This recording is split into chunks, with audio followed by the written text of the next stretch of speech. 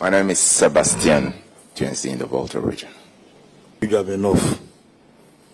Any member of the committee? Good morning. My name is Shirley Che, Member of Parliament for Achuma Webeja South Constituency and a member of the committee.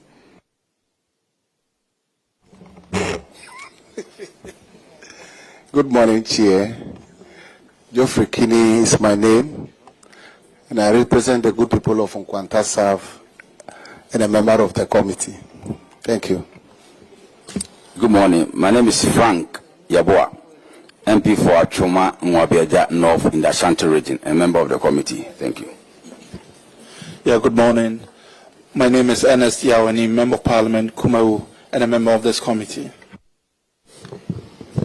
Good morning.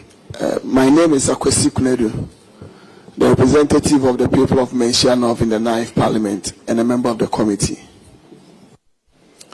Good morning. My name is Samuel Atta Mills, MP for Commander Edina Eguafo Abrim, and the ranking member of the committee, but I'm chairing today.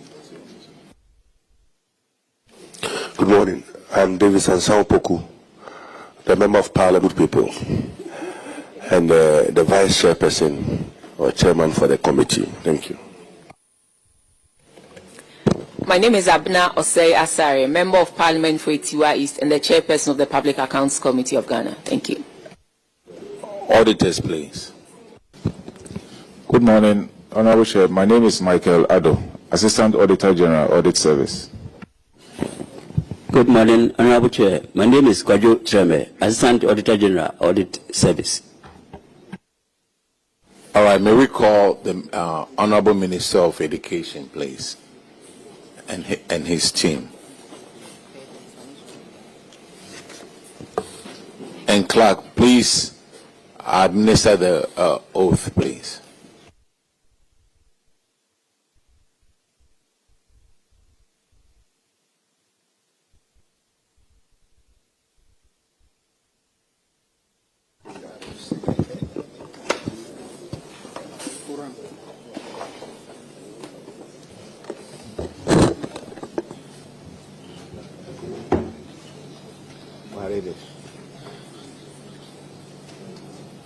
Put your mic on here.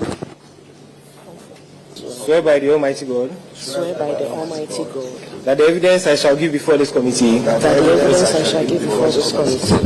Touching the matter in issue. Tell the truth. So help me God. So help me God.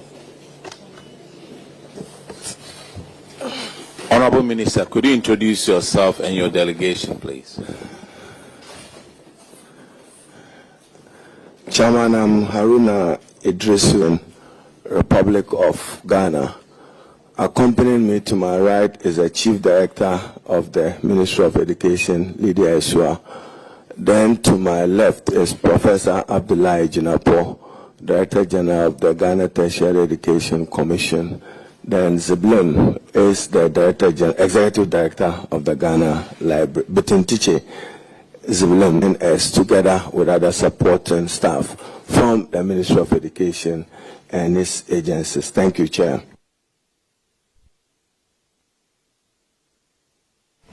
All right, Honorable Minister, thank you very much. I need to start with Get Fund. To respond to any matter bordering on the Ghana Education Trust Fund. Thank you. Okay. That we are, I guess, here. But let's go to Chartered Institute of Bankers. And Honorable Desmond Paytu will take care of their financials.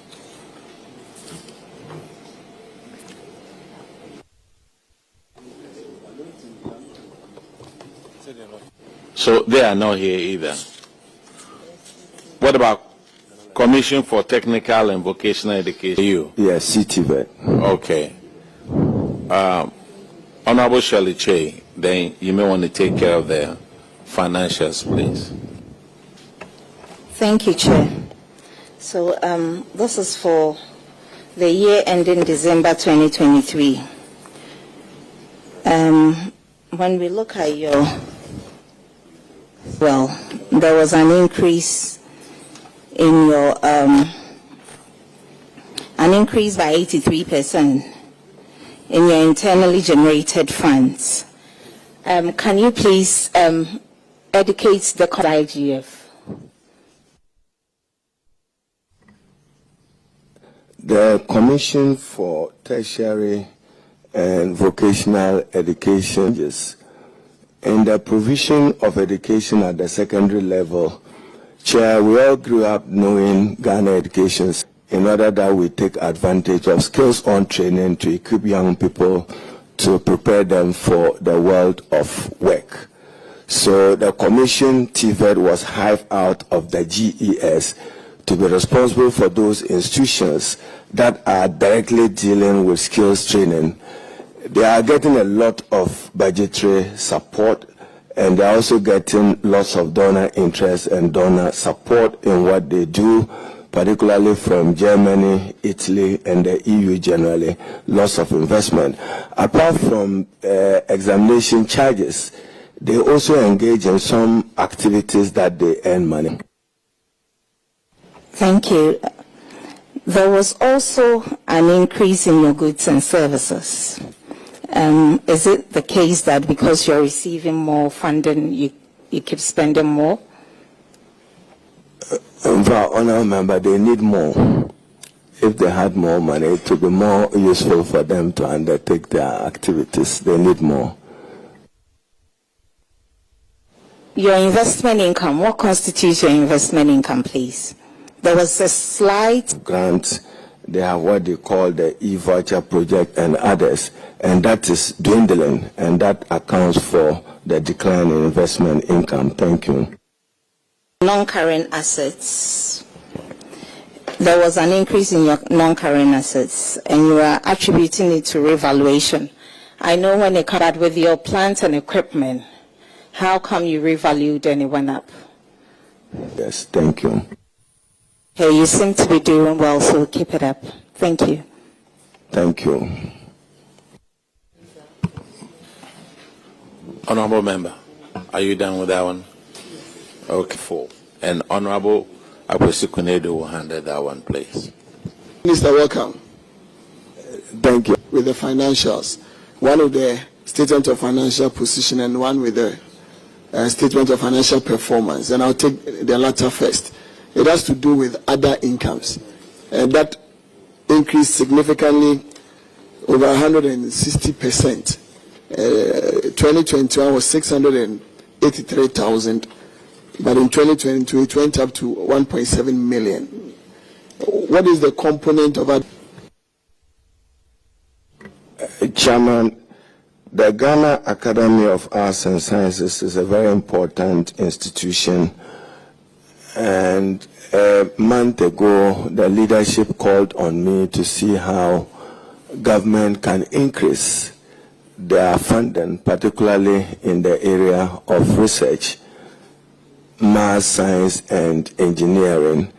If you see the leap from 683,000 to 1.7 million, it's attributable to support from the Ghana Education Trust Fund. Oh, okay. But when you look on the statement of financial position, two things are striking. First is an increase in your current asset, and second, a decrease in your current liability.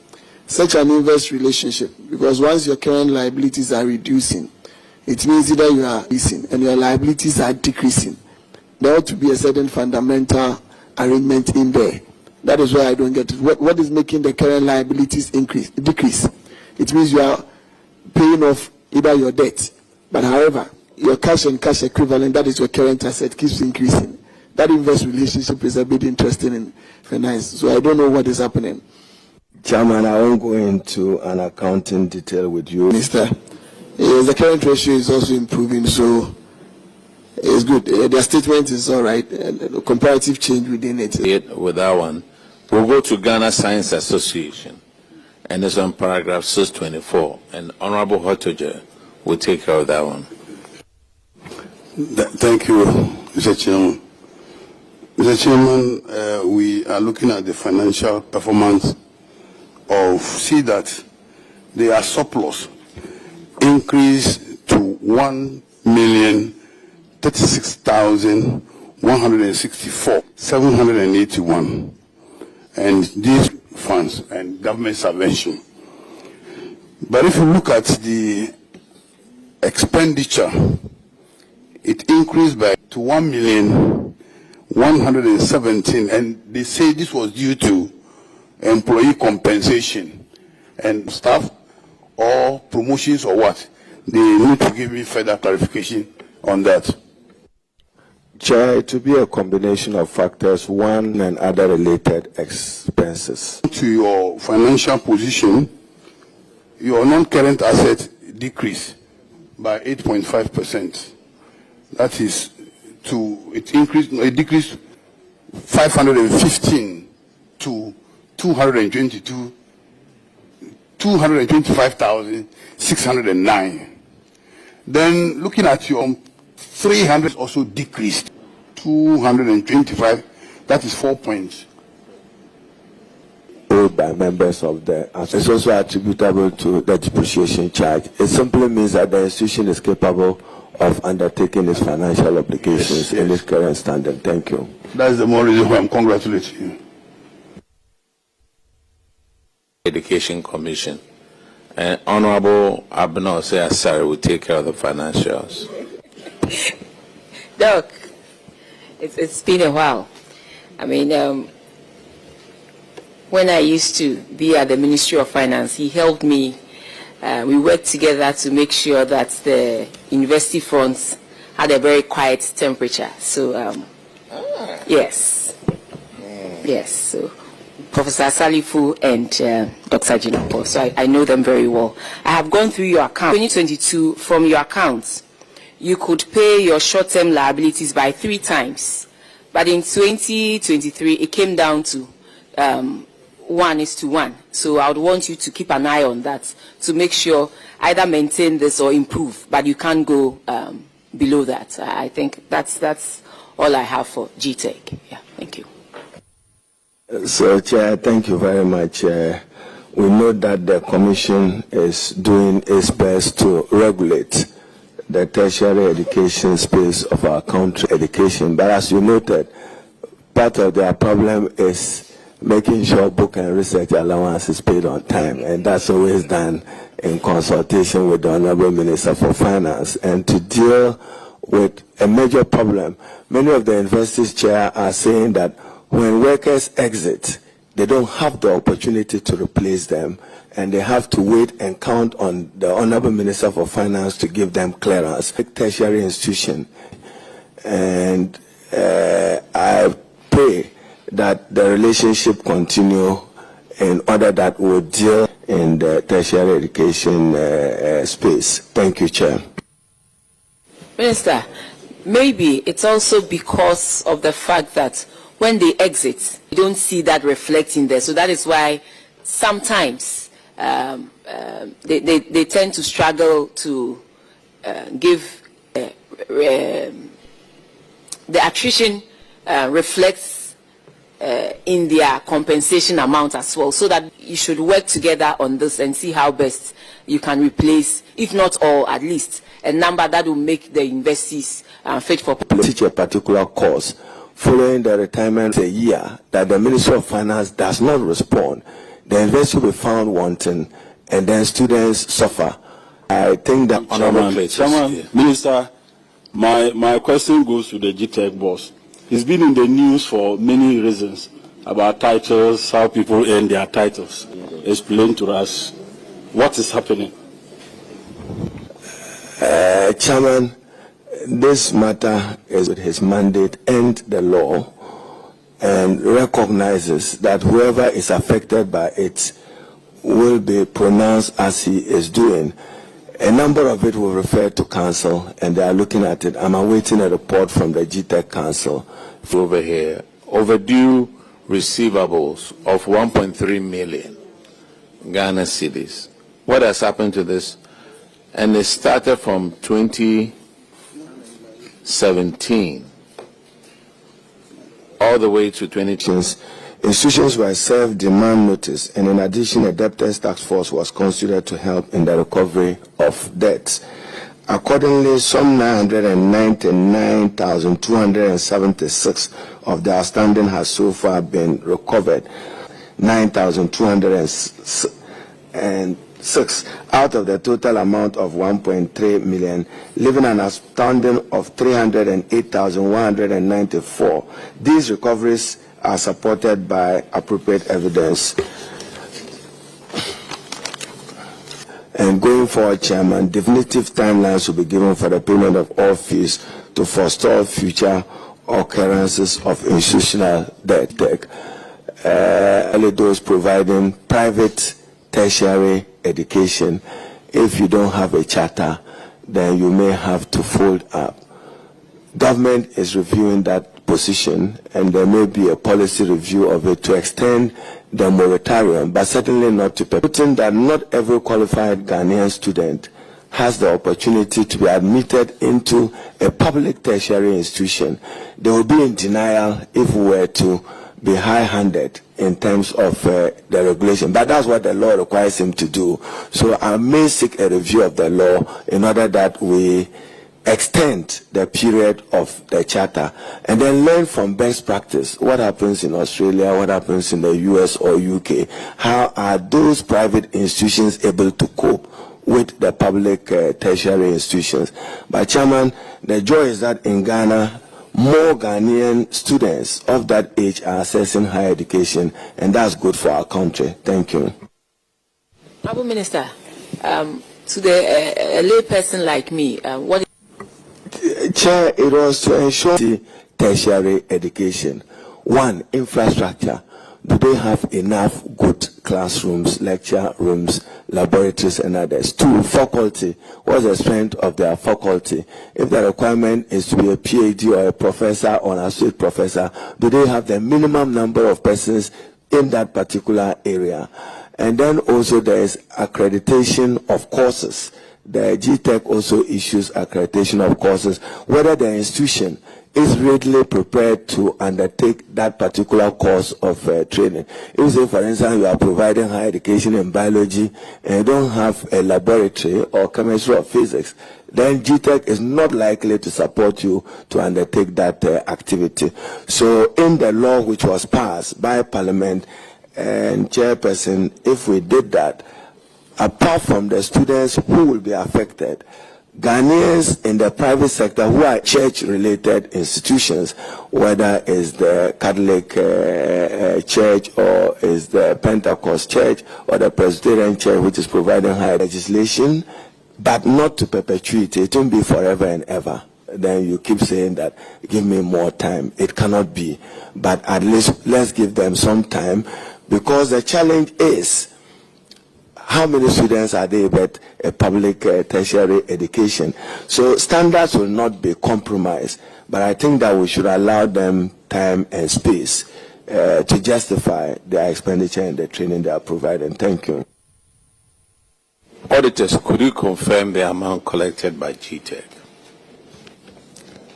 Honorable Chair, a total of 999,276 CDs has so far been recovered, leaving a balance of 308. Honorable Opoku Ansah will take care of the financials. Minister, I'm looking at your financial performance and deficit. The report shows that the year ended 2023 with a deficit of some 5.76 million. And if you look at your financials, this is worse than the previous year. Are you able to tell the committee specific factors that led to this worsening deficit despite a 66.8% increase in your total income?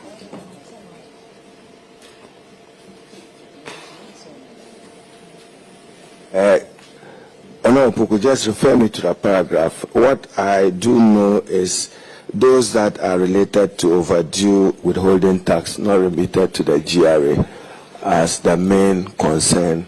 We're in the management report. No, we are looking at your financials, and this. Yes, Sin. Thank you. a deficit of 5.7 as compared with a deficit of 4.2, representing a deterioration of 36.5% in its financial performance. The details of the authority performance in for the year are presented in Table 9.1. So, income.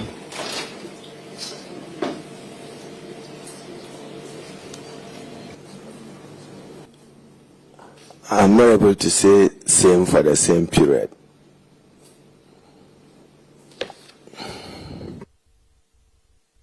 Significantly, and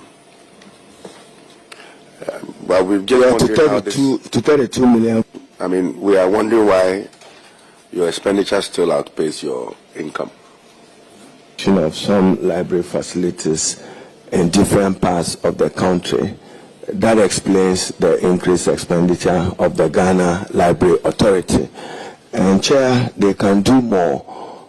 I intend again coming to Parliament. We should borrow from the American experience of having presidential libraries across the country.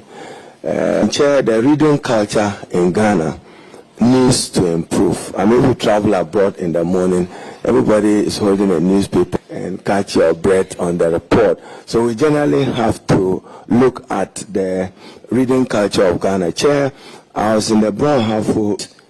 The Omahini of Sunyani invited me home and said, look, what does it take for government to complete the Sunyani Regional Library? I've gotten a similar request from the chiefs and people of Koforidua. What does it take? Then, Chair, you go to many of their schools, they do not have adequate and supportive libraries. We need to invest more in libraries. I'm seeking to come to Parliament to have at least every school, and probably if we have the resources, we should even be thinking about digital library for the student, whether secondary school or at whatever level. So, Chairman, what accounts for the increase in expenditure is driven largely by the need. And across the country, I was in the Upper East region, I was told that, for instance, even Regional Directorate of Education, no office to house them, Metro Director of Education, no office to house them, no library. Our children shouldn't just be in school, they must be in school to learn. I thank you. Thank you, Minister, and thank you for the efforts to increase libraries across the country. Let me now take you to your non-current assets.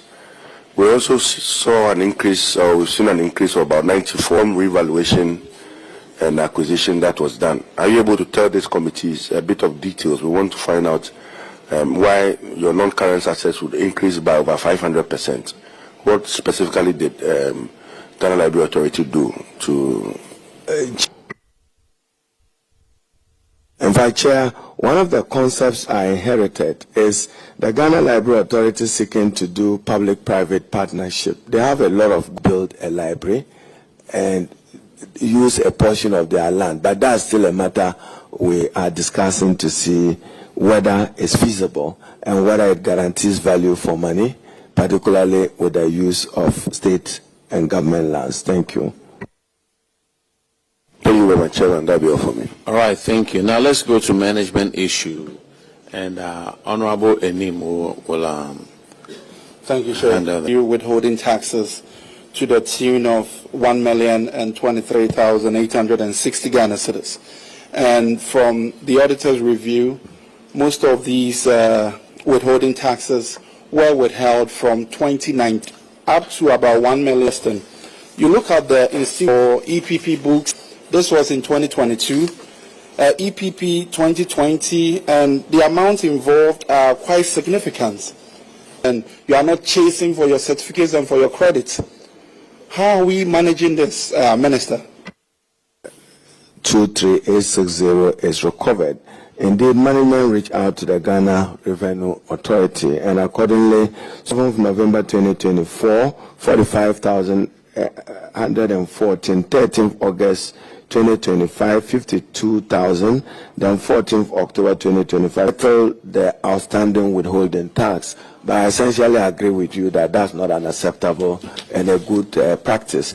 We recognize that at the public reporting consistent with the financial reporting. Some 18,000 was paid, 15. So we have been proactive in ensuring that we don't allow for accumulation of outstanding withholding taxes. We ensure strict compliance to the directive of the Auditor General. Thank you, Chair.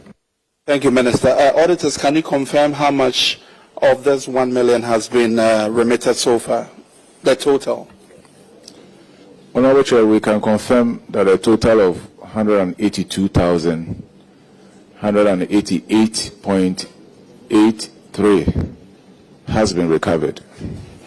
Thank you. Minister, it looks like from the total the auditors confirm, we still have a significant amount to remit.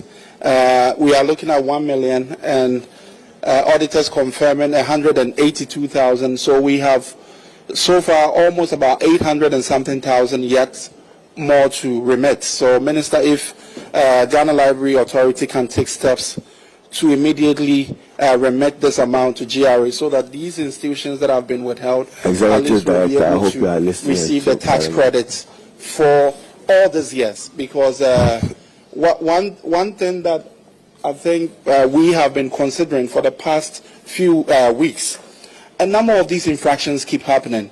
And I ask myself, what are these institutions doing? Because if these institutions will put some bit of action into it and follow up with these institutions, I believe that it will push them to be able to remit these amounts to the GRA. Thank you. Executive Director, Ghana Library Authority, you have to ensure respect and compliance. I'll follow through with him and his team. Thank you. Thank you, Chair. Thank you very much, Honorable Minister. The next one we'll go to is National Service Authority, National Service Scheme. And Honorable Abna Osei-Asare will handle.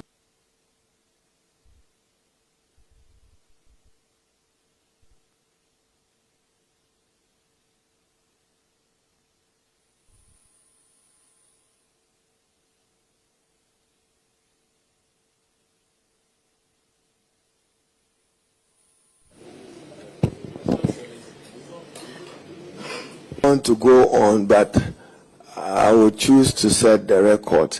I'm not responsible and I do not exercise oversight over the national service. So that is why I asked you. And the President Mohammed's reset is more of a youth-related activity and accordingly have been placed under the oversight of the Honorable Minister for Youth and not the Ministry of Education.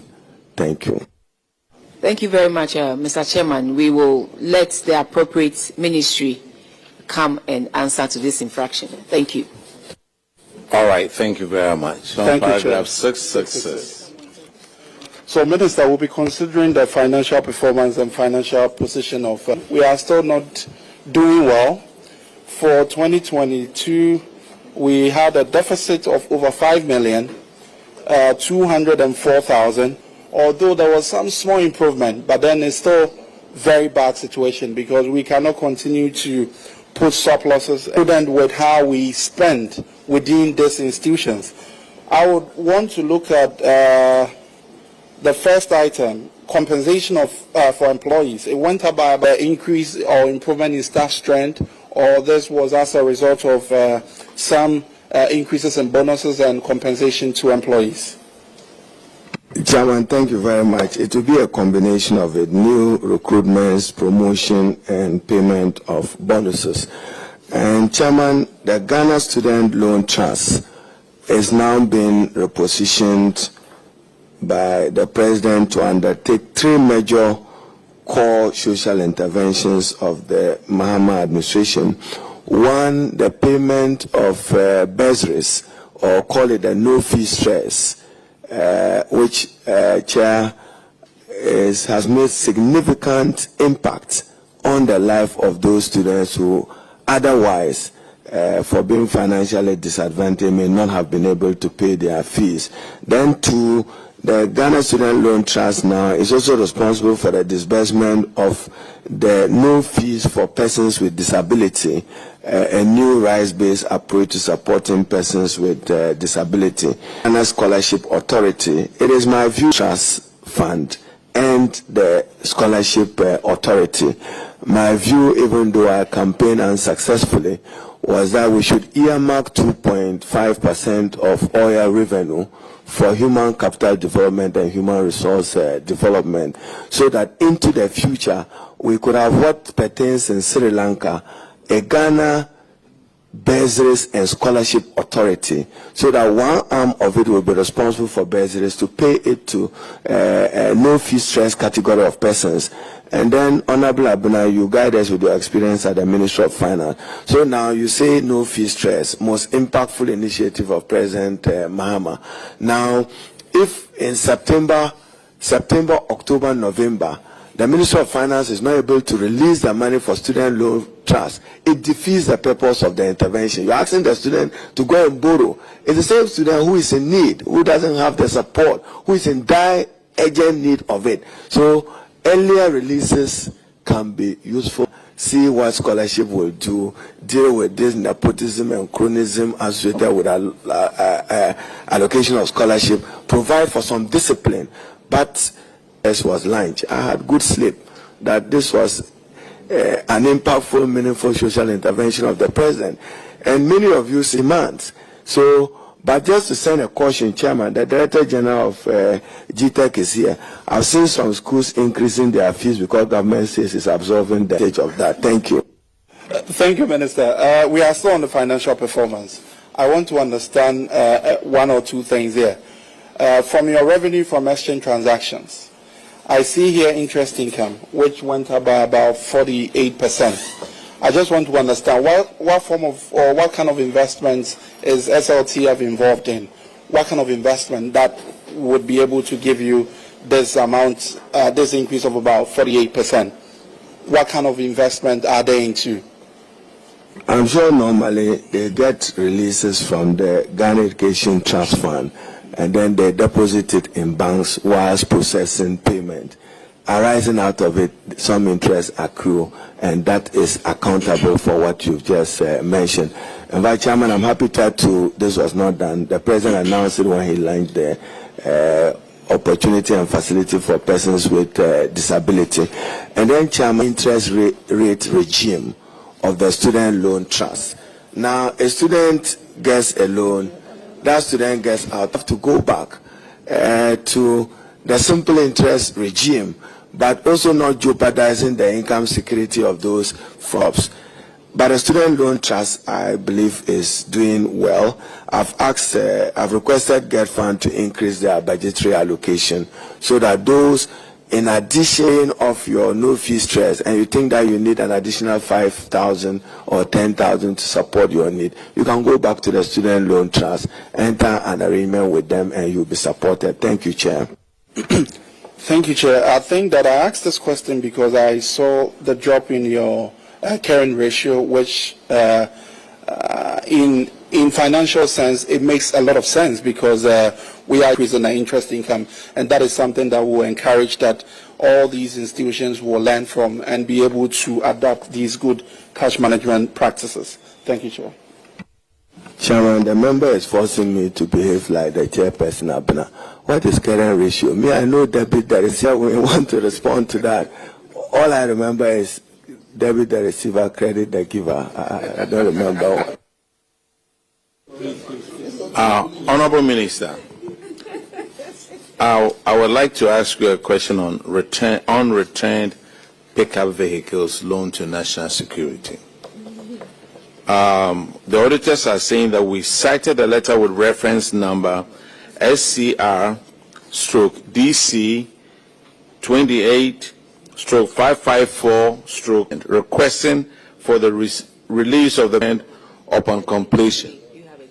We noted during our review of assets management that 100 brand new Isuzu pickup vehicles procured by the ministry in 2020 to be distributed to various SHS and other education institutions to facilitate teaching. Lieutenant Colonel Faustina Dennison with National Security on 28th of March 2020 and 29th of March 2020 to assist in the fight of COVID-19 pandemic.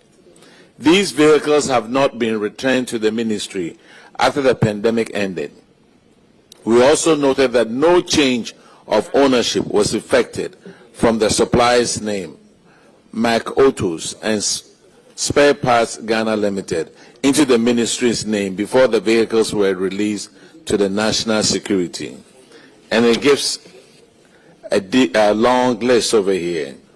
We recommended that the chief director condition should be replaced by the national security, failing which the chief director should be held liable.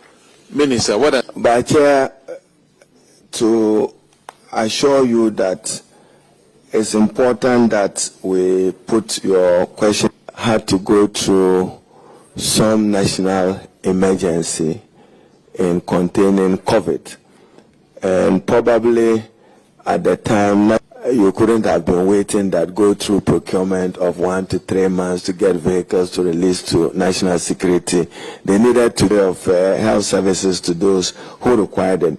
Chairman, I'm liaising with the Office of the Chief of Staff and the Office of National Security Coordinator for the retrieval of those vehicles. Chair, I'll share with you a letter edited and signed by me, which I forwarded to the National Security Coordinator to account for those vehicles, and I'll do follow up.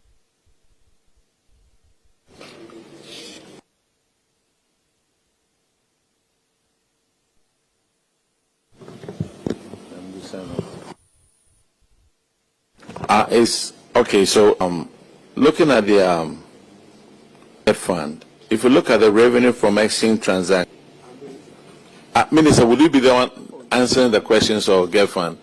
Chairman, I'll attempt. If you are not satisfied, then the GET fund administrator himself will come in. But I'll attempt an answer. We'll be happy if you reschedule us to deal with the GET fund. Okay, thank you. Honorable Akwesi Akwenedo has a question to ask.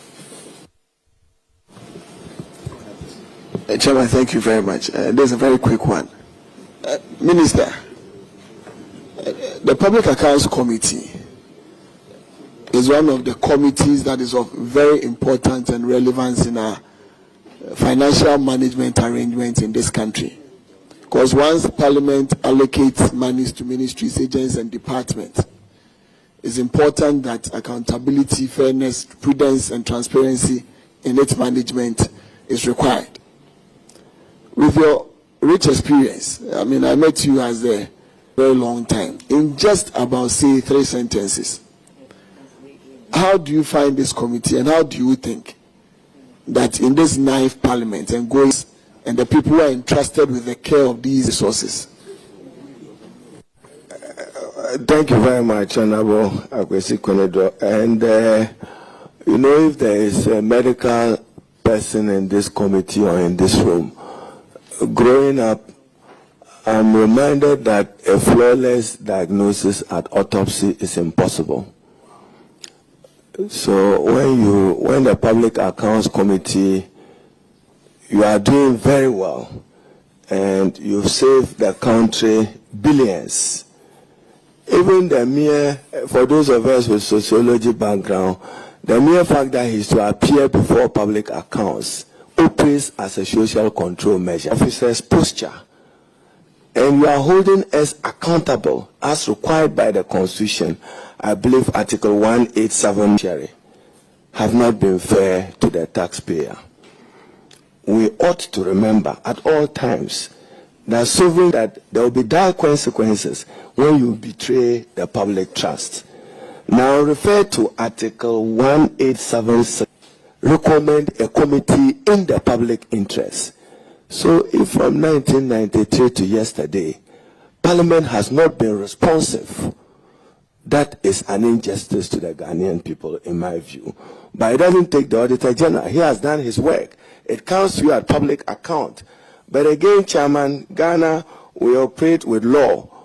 There is a worrying supreme, forgive me, somebody wants to do a prosecution based on Public Accounts Committee. The Supreme Court ruling, nothing happened, no committee. The Supreme Court and the courts of Ghana will be guided. So my advice to your committee is not just your committee, but Parliament. I know President Mahama recently announced that he was going to engage with the Auditor General, the Chief Justice.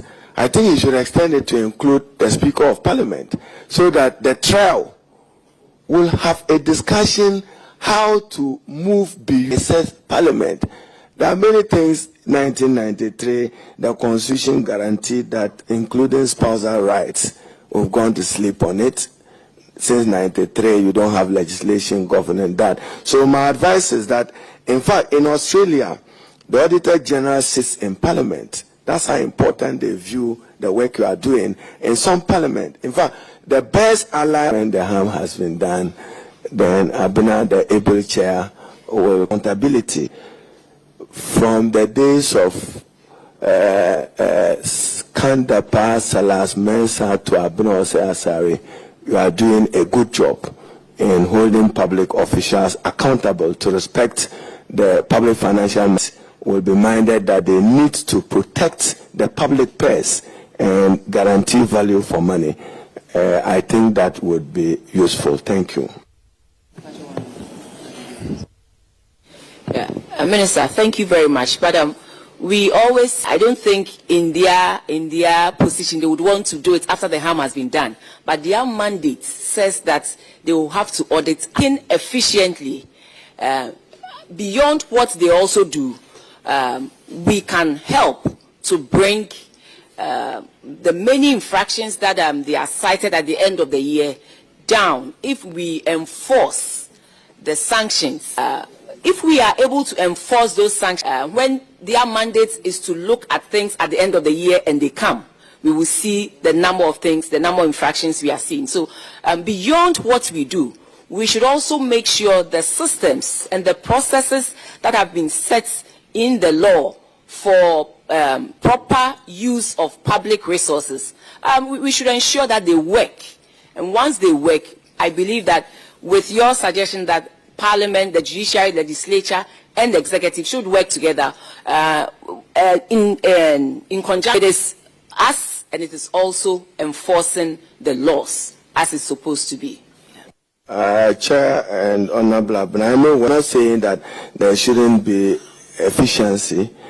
Internal controls need to be strengthened. But what I'm saying is that don't wait until the body is in the mortuary and you say you want to find out why it is in the. But I'm guided. So we leave it to you to do your post public expenditure scrutiny. That is your mandate. But I agree with you that we should strengthen internal controls and emphasize more on preventing many of these infractions. By your committee in the last decade and two have saved the state billions of Ghana cedis, and you can do better. I thank you. To come. First and foremost, it's good that you bring our attention to Article 1866 and 1876, reactivating that to make sure that another committee within it comes to do a follow-up on those ones is very important. But secondly, you made a point about post-mortem. However, I don't know how it may sound in the minds of public officials listening, but they must bear in mind, post-mortem is important, and every single infraction that the Auditor General raises, every single infraction ends up becoming criminal infractions, and criminality has no limitation. So regardless of it being post-mortem, that is what the statute says. It must be done at the end of the financial year, so that the infractions that you commit will then be brought here to be expatiated on. And remember that it has no time limit. That is why at times we can even sit to consider 2021 reports. So regardless of it being post-mortem, we still have the mandate to pursue anybody who causes financial burden to the state unwarranted. Thank you very much, Minister. Thank you, Chairman. I can only say I concur with the Honourable Member. Thank you. Honourable Minister, thank you so much appearing before the committee to answer these questions. You and your ministry, you are discharged.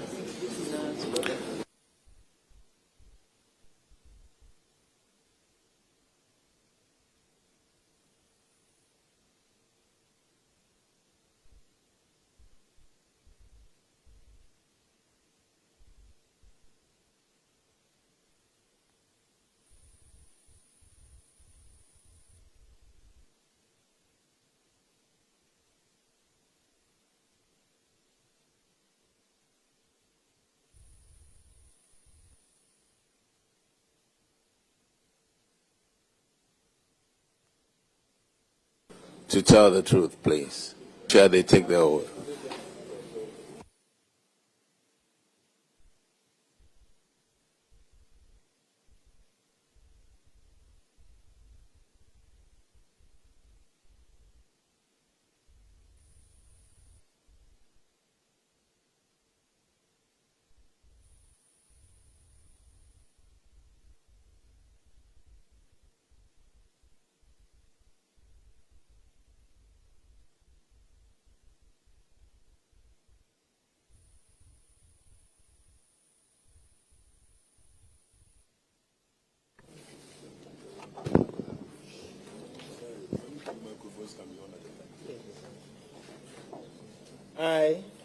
I, Samuel Nati George, swear by the Almighty God swear by the Almighty God that the evidence I shall give before this committee that the evidence I shall give before this committee touching the matter in issue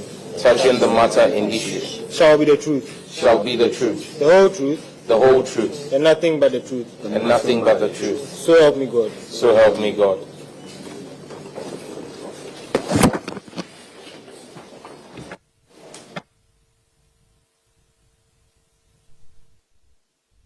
Honorable Minister, could you introduce yourself and the other members of the... Member of Parliament for Dingo Prampram and Minister for Communication, Digital Technology and Innovation. I'm joined this morning by the Honorable Adams Mohammed Suparu, Member of Parliament for Sisala West and Deputy Minister for Communication, Digital Technology and Innovation. We have the Chief Director, Mr. Yao Alexander Afo of the Ministry. We also have the Director of Finance. Minister, I'm sorry, we would like to hear... Member of Parliament for Sisala West, and also Deputy Minister for Communication, Digital Technology and Innovation. Thank you. Good morning, Chairman. My name is Alexander Yao Afo, Chief Director, Ministry of Communication, Digital Technology and Innovations. Good morning, Chairman. Please, my name is Sylvia Amoro. I'm the Director of Finance, Ministry of Communication, Digital Technology and Innovations.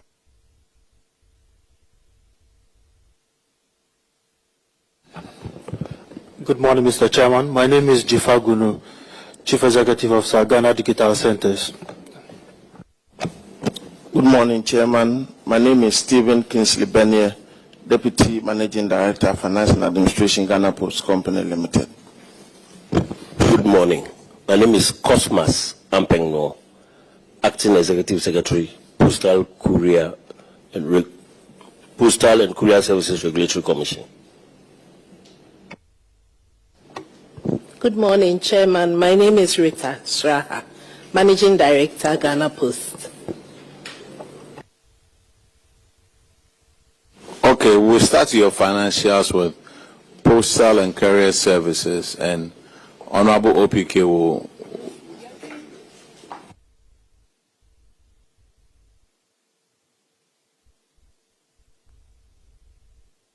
Honorable Minister, we have a lot of things to clear with you before we start. And let me start with non-payment of yearly advance of $6 million.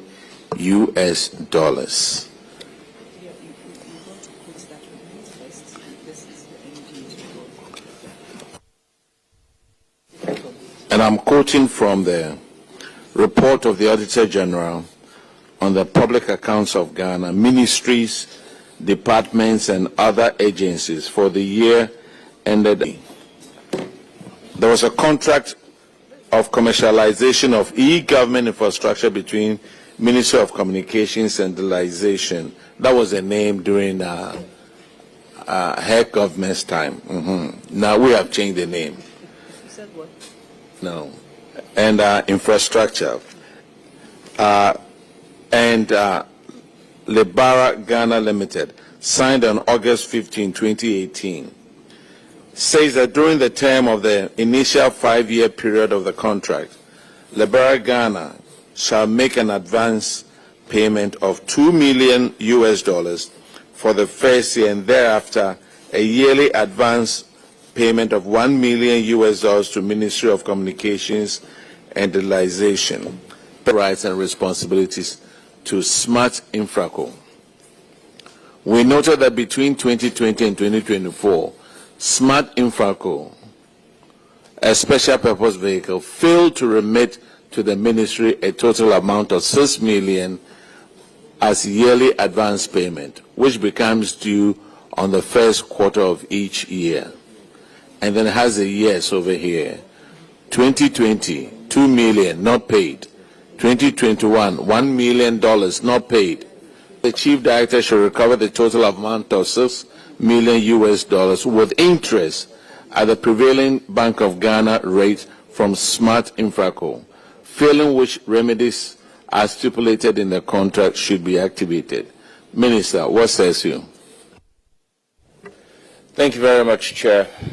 Chair, this contract served on the board of the National IT at the time when that board approved for the then MD to engage Libara. The contract was not consummated before we left office in 2016, and the Akufo-Addo government took the. We have been appraised of addendums to the original contract.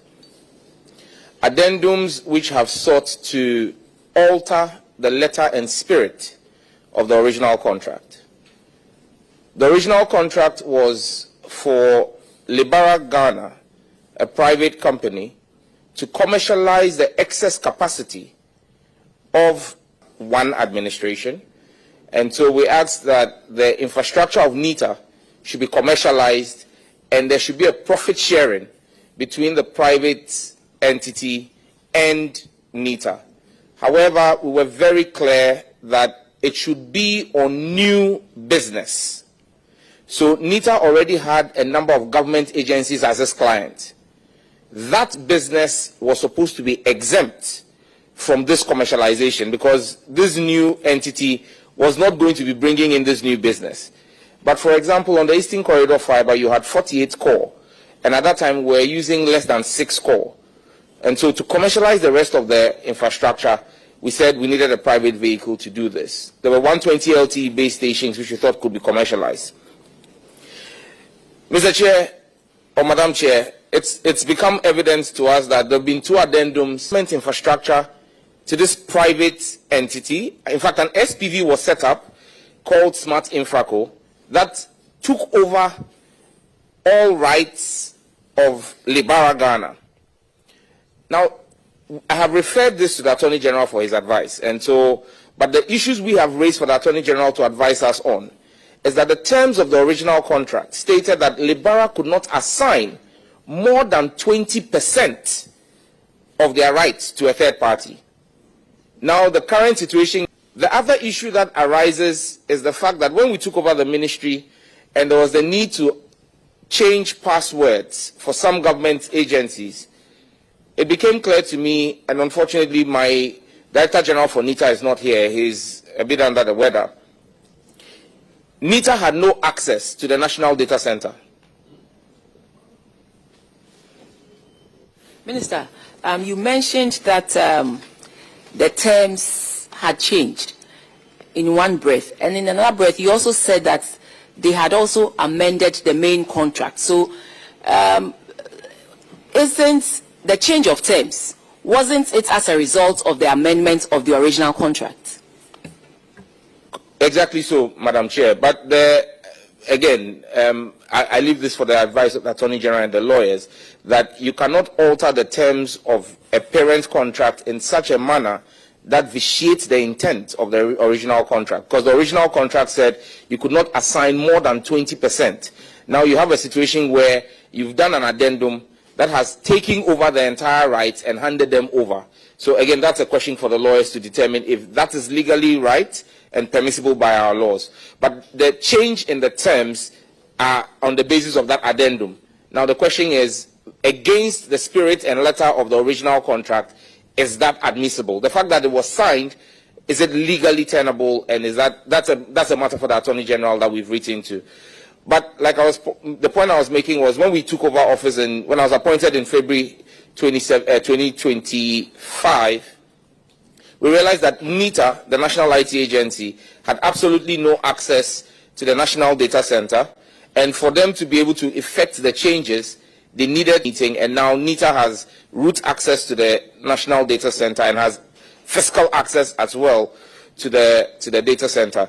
On the issue of the 6 million, that was part of the original contract.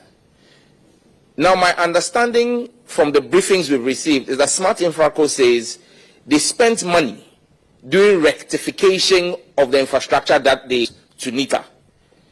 My position as minister has been clear. You have an obligation under the contract, meet those obligations.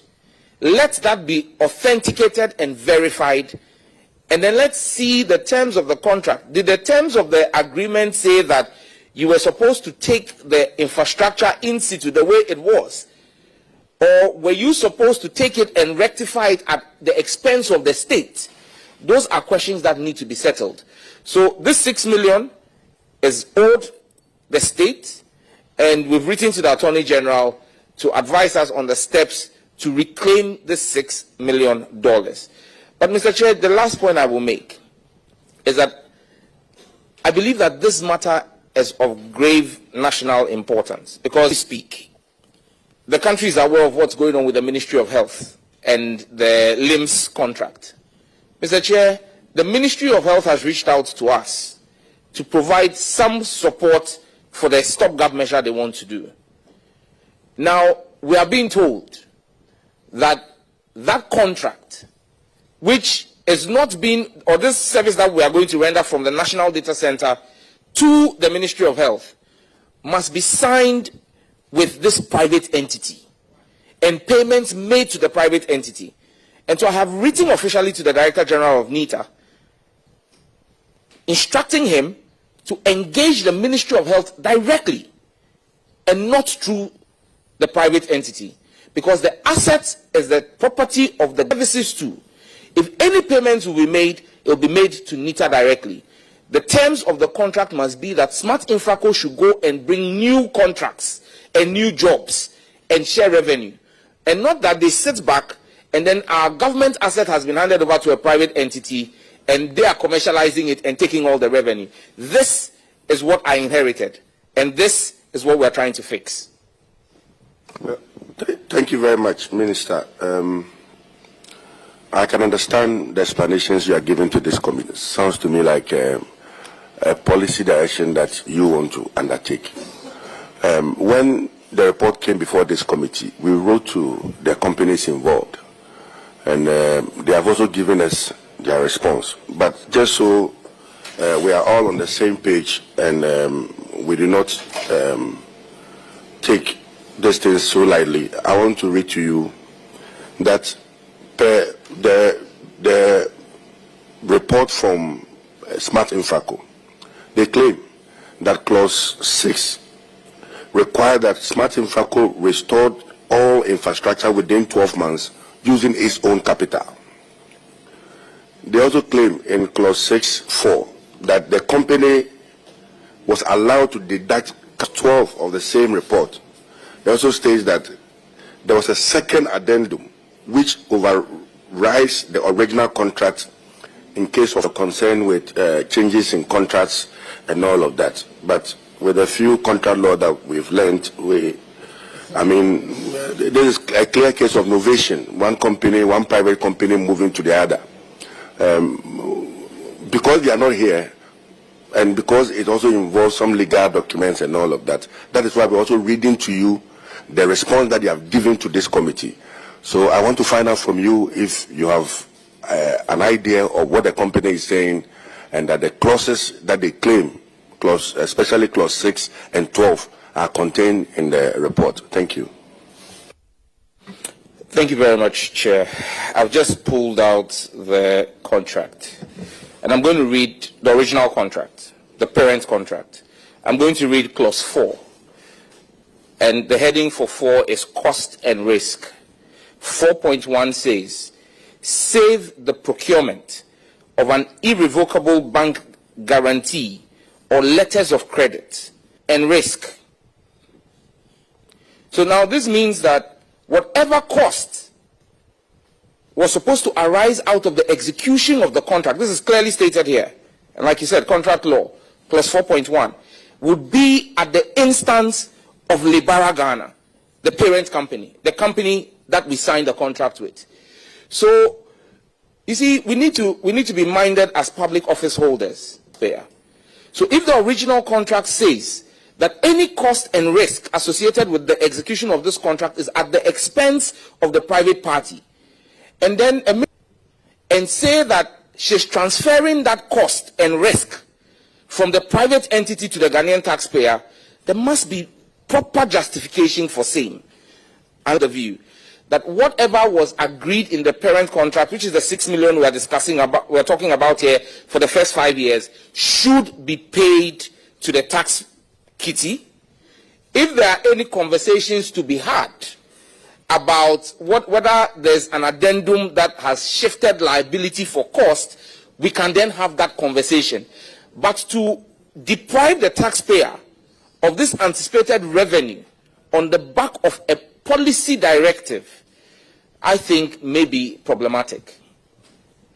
See, Minister, I mean, we are not here to want to defend any past government official, and I can understand. I mean, once the new government takes over, there's a new direction, and from how you speak, we realize that probably maybe you would want NITA to take a different direction with respect to this contract.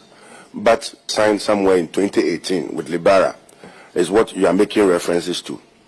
But I also want to bring to your attention that in 2020, this same contract was novated to Smart Infraco Limited. And this was with approval of all parties. And of course, in terms of contracts, addendums and variations are always, all parties have come into a certain agreement. And I also know that you are aware, because we have with us a due diligence report that was conducted by Tata Communications Limited, and we've been provided with, but so that you know that addendums in contracts are not illegal. They are not unlawful. It happens every day in contracts. And so let's speak to what exactly we have that got varied along the line. I must also admit that in the response that they gave to us, Smart Infraco admits that they owe us. The report that they gave to us on page 5 of 8, it says that Smart Infraco acknowledges the outstanding amount of $1 million, in addition to a balance of $162,518, and which has been featured in the accounts and submitted to the ministry. So there is some liability that they themselves have acknowledged, a change in the advance payment. You can correct me if I'm wrong, but from what I have read, they are saying that the addendum that they made to the original contract, the variation that they made to the original contract, necessitated a change in the advance payment. But you can correct me if I'm wrong. But this is what is in front of me. But you can correct me if I'm wrong, Minister. Thank you very much, Chair. Chair, you are absolutely correct that that is the position of Smart Infraco. This is what the original contract was. We have chosen to subject that to the Attorney General's advice. And that's why I'm saying that if today you have a report which we are not privy to, the document you reference as a response from Smart Infraco to the committee, we haven't seen at the ministry, it comes back to support my initial submission and position that the 6 million ought to be paid to the states are now being made on the back of the addendum, not because the parent contract says that all the cost and risk should be borne by the private. Because that's why they are saying that they don't owe 6 million.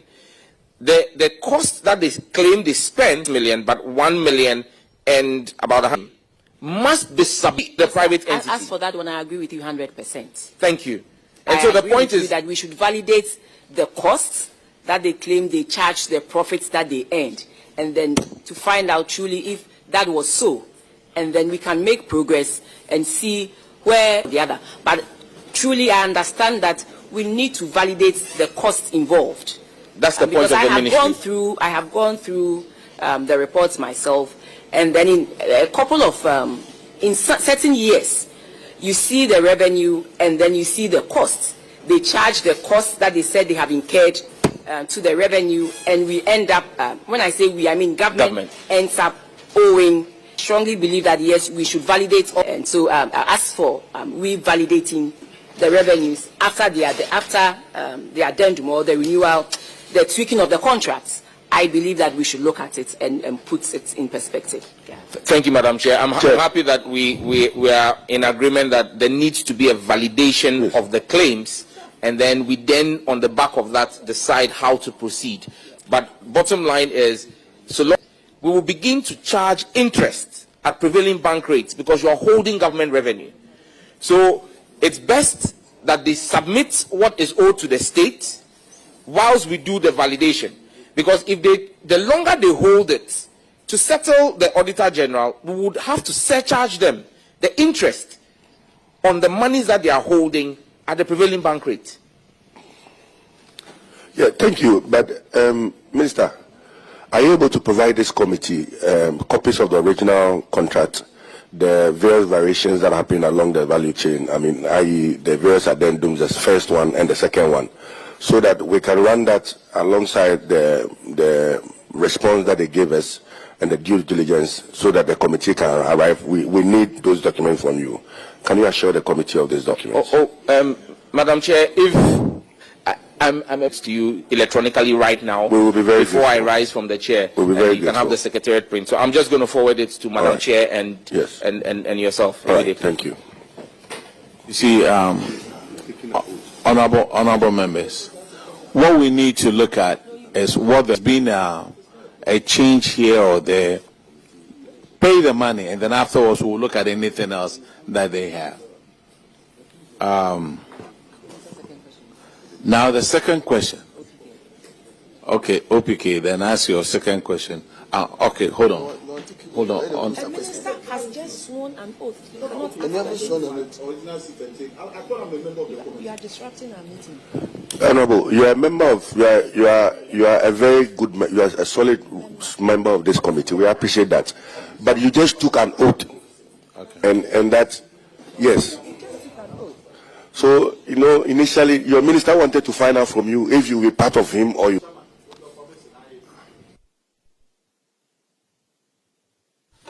Chairman, like my colleague OPK Riley said, I am a member of the committee, and we are speaking to an audit report. But I heard my colleague reading from a report from the company that we are discussing, a report to him alone, and not to all the members of the committee. If you have a copy, I, as a member, I do not have a copy. Please, I'm coming. I think that there were recommendations by the auditors who audited the ministries, and they recommended that an amount of $6 million should be retrieved from the said company. We are speaking to the report. My colleague, I was expecting him to ask the auditors what were their point of references when they were conducting that audit. He chose to ignore, and he spoke to a document before him. And he was asking questions or reading to the minister from document that is only presented to him alone. And I don't know where he got the document from. Honorable member. Which, Mr. Chairman, please, if you can allow me to land. I appeared here. Yeah. I represented my minister. And you gave a specific instructions that you didn't tell me that the company should write to the committee. You said the chief director, the finance director, and the company involved, you wanted them here. I am surprised that I am here to assist my minister, and my colleague is actually reading from a report purported to be coming from the company. And so when you do that, and the auditors are sitting here, I seem to be lost. So I don't know which one we are speaking to. Honorable member, a very good standing member of the committee. So whatever that company has written or not, we are going through Auditor General's report.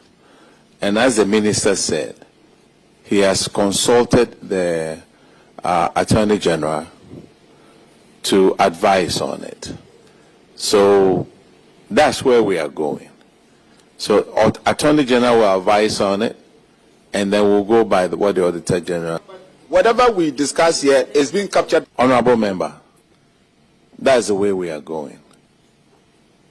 We are going by the Auditor General's report. Mr. Chair, the truth of the matter is that this committee wrote a letter to the companies in question. In fact, we've written letters to Libara, we've written letters to Smart Infraco. First was for them to appear before this committee, and they gave us a detailed response, and this came from Smart Infraco because, I mean, like we all said, the initial contract was between the state and Libara, but later it was novated to Smart Infraco. You may ask for copies of that. These documents came on Friday. These documents came to this committee on Friday. And the only thing that you needed to do as a member was to ask your leader, ask me an oath to be a member of the ministry, and now you are challenging on a committee works. I don't think it is proper. I mean, nothing untoward has happened. And what we seek to do is to find out. Honorable members, I have ruled on it. We are going by what the Auditor General has given us. And if we have any issues, the ministry has any issues, you are going through the Attorney General. Let it stay the way that it is. Yes, Honorable Minister. Chairman, just to announce that per the request that came, I have forwarded to yourself, the chair and the deputy vice chair, the original contract, the first addendum and the second addendum. I've sent them electronically to you. I would be grateful if you can confirm receipt of same. Yes, I can confirm receipts of those reports. And I think it's the same contracts. That's Smart Infraco and the other six. That is final. This is just a word of advice, because I have also been where I have been a deputy minister, and usually when we go out and your minister speaks, it is final. This is just a word of advice. And I think you spoke to us clearly. You said you were going to carry out Auditor General's report, so that irrespective of what has been said here, it is the Auditor General's report that we are following. I also made I agreed with you on certain portions of it that clearly, for me, I'm not comfortable with the whole costs being applied to the way to the revenue the way it was done. So I also agree with whatever it is, and then we can make progress and move forward. That should have been the end of the discussion. So, Minister, thank you very much. Just a word of advice. We've been there. Okay, let's make progress. Let's go to the next infraction. It's on paragraph 1471, and OPK will handle that one. And this has to do with 175 Ghana cedis. Minister, December 20th, 2023, your ministry paid 6,755,174.94 to Smart Infraco Limited for a connectivity platform. The issues the auditors have with this payment is that there were no supporting documents, no evidence of services rendered, no certificate of work done, and no expenditure justification. Are you able to tell this committee if I mean, just so that the records bear this out, this did not happen under Sam George, but at the ministry, yes, by my predecessor. in 2023. This happened in 2023, just so that the records bear us out clear, because we wouldn't superintend over such action. But we have followed up. We've followed up, and NITA, which is the implementing agency on this project, the letter by which they send that to us is NITA/MOCD/VAS/20/12/20 verification. I don't know if they received it and what the status of that is, but NITA has provided us some documentation relative service. Pending their authority, then we'll need to further dig into that matter. Auditors, are you able to confirm whether or not you received documentations to the effect of these payments? The minister is is a digitized man, so he can send you soft copy. This is why you haven't had copy. Again, if they want us to provide of the auditors, but then it has to be authenticated and verified. But this is what we've received, and we have a copy here. Thank you. And you see, Minister, Martin Frako gave us, probably maybe we could to them, but they claim that they could justify for the payment. No, I'm coming. They also claim that the Auditor General's report miscalculated or misclassified the payment, arguing that it was not part of the e-government infrastructure commercialization contract, but rather a different project altogether. And so we'll share with you their response. We'll share with the auditors their response so that we can reconcile and have a certain agreement with respect to this, so that we know what the real challenge is. What is it that if we have to make any reference to the Auditor General, to the Attorney General, what is it specifically that we are doing? Thank you very much. Mr. Chair, I am guided, and I'm grateful to get a copy of the responses. However, I just want to make the point clear. My fidelity is to the state. It's not to a company. And once my fidelity is to the state, as a member of Parliament myself, and a form of rendition and response, but the Auditor General of Ghana's report. And so long as the Auditor General of Ghana has raised questions about that payment, even if the private company thinks that they have challenges, they can have redress to the courts, to have redress to the courts to clear their names. And sitting in this committee as a member, we've had cause to ask companies to go to court to clear their name and challenge the decisions of the Auditor General. But sitting in this chair as Minister of State, my fidelity is to the Ghanaian people and the Auditor General's report, and that says that that payment was questionable.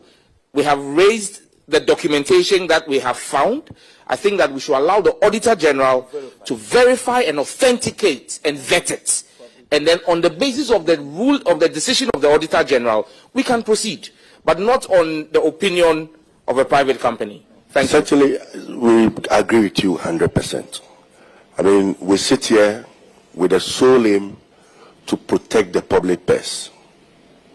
How we do that, I mean, we won't be members of this committee, is that we interrogate the matter beyond what the Auditor General has given us. Then we can now report to Parliament, the plenary, what indeed the Auditor General meant in the committee. In doing so, your feedback, that of the Auditor General, and in this case, the last reference where we brought on board the companies, all matter. So we respect your response. We also appreciate the response from the company. We also rely heavily on what the Auditor General tells us. Then we can now conclude. And that is why I was making reference to the response.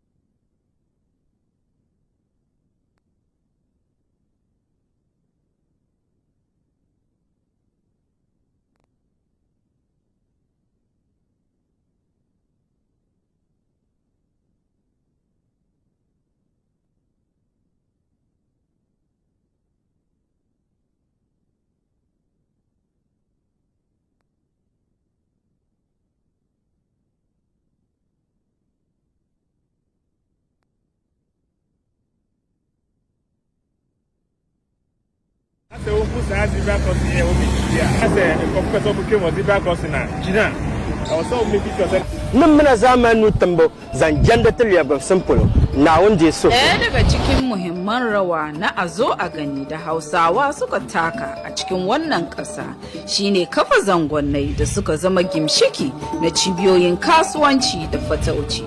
Ko shakka babu shi ke karfafa ingantacciyar tattalin arziki da kuma karfafa al'adun gargajiya.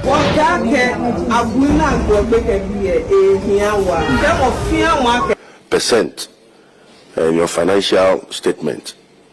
Are you able to give reasons for this decline? Because this predates us coming into the office, but the understanding we have is that in 2021 there was some level of enforcement act. People come and register to stay on track, and so that would have accounted for the spike you saw in 2021 vis-a-vis earnings. But again, like I said, these are based on information available to us since we're not in the seat at the time. Thank you, and I appreciate your response. But if you look at the statement, it looks like in 2021, yes, but if you take a look at your internally generated funds, there seem to be some very slight, about 19, the Ministry of Finance, and what comes to you? Yes, so with the greatest of respect, I think that Honorable Abina would have been the best person to answer this question. She was Deputy Finance Minister or Minister of State at the Finance Ministry at the time. She decided with her former boss not to give financial clearance for replacement of staff, and that's what led to the drop in the compensation vote. So this is a question that Abina should be answering, not me. You are out of order. Minister, financials. Minister, your income also decreased some 35%, and the auditors say it was mainly due to decrease in government subvention. I think we have addressed this now in the Postal and Courier Services Regulatory Commission to ensure that they rely heavily on their IGF instead of relying on government to be giving them funds. What is it that we are doing there? Thank you very much, Madam Chair. We've undertaken a review, a holistic review of the Postal and Courier Services Regulatory Commission as part of our broader policy overhaul that we're doing. We're currently reviewing their legislation. It's part of the proposals are to move them just beyond postal and courier to even take care of logistical services.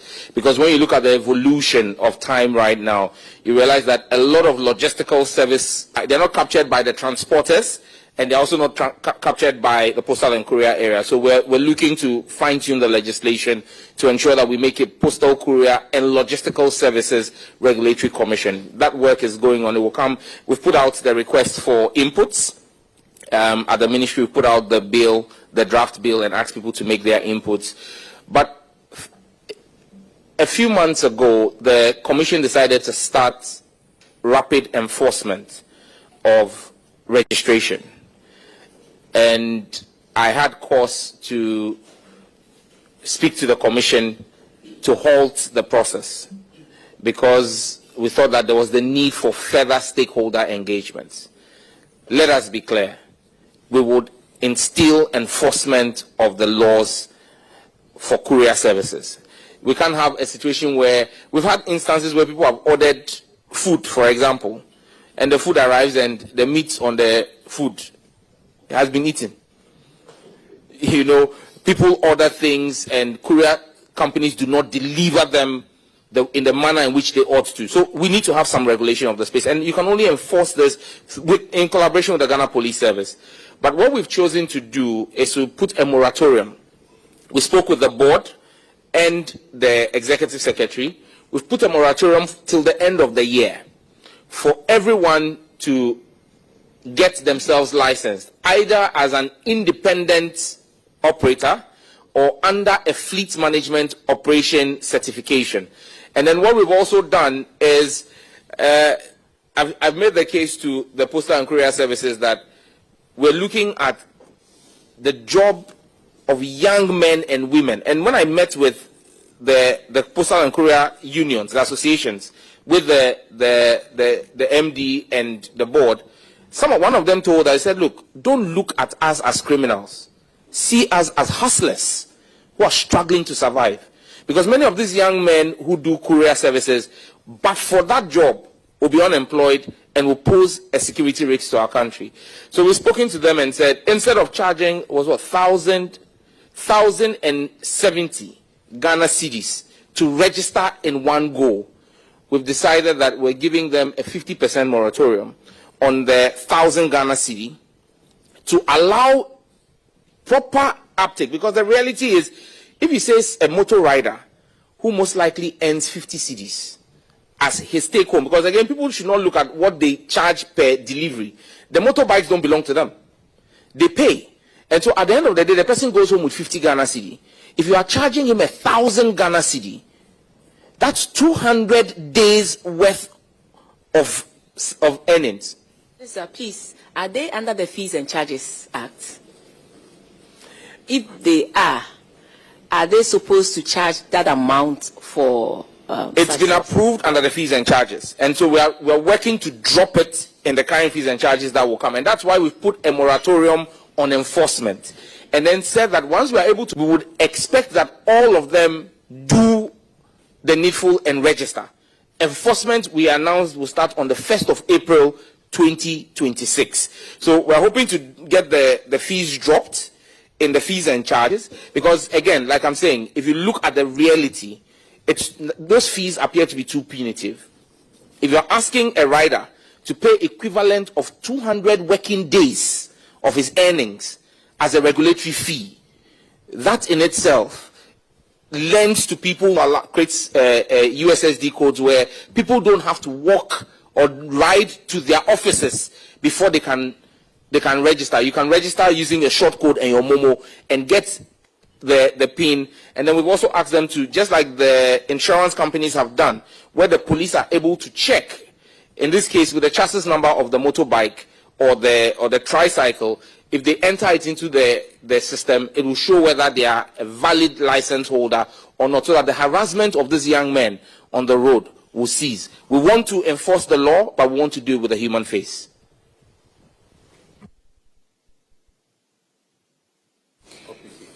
I reserve my comments for now.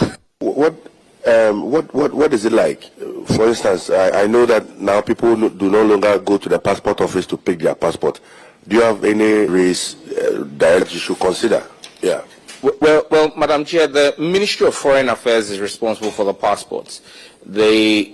My respectable brother and colleague, Honorable Samuel, tender the postal NCA as a regulator, and if we had the courier services of the passport. But we asked Ghana Post to put a bid.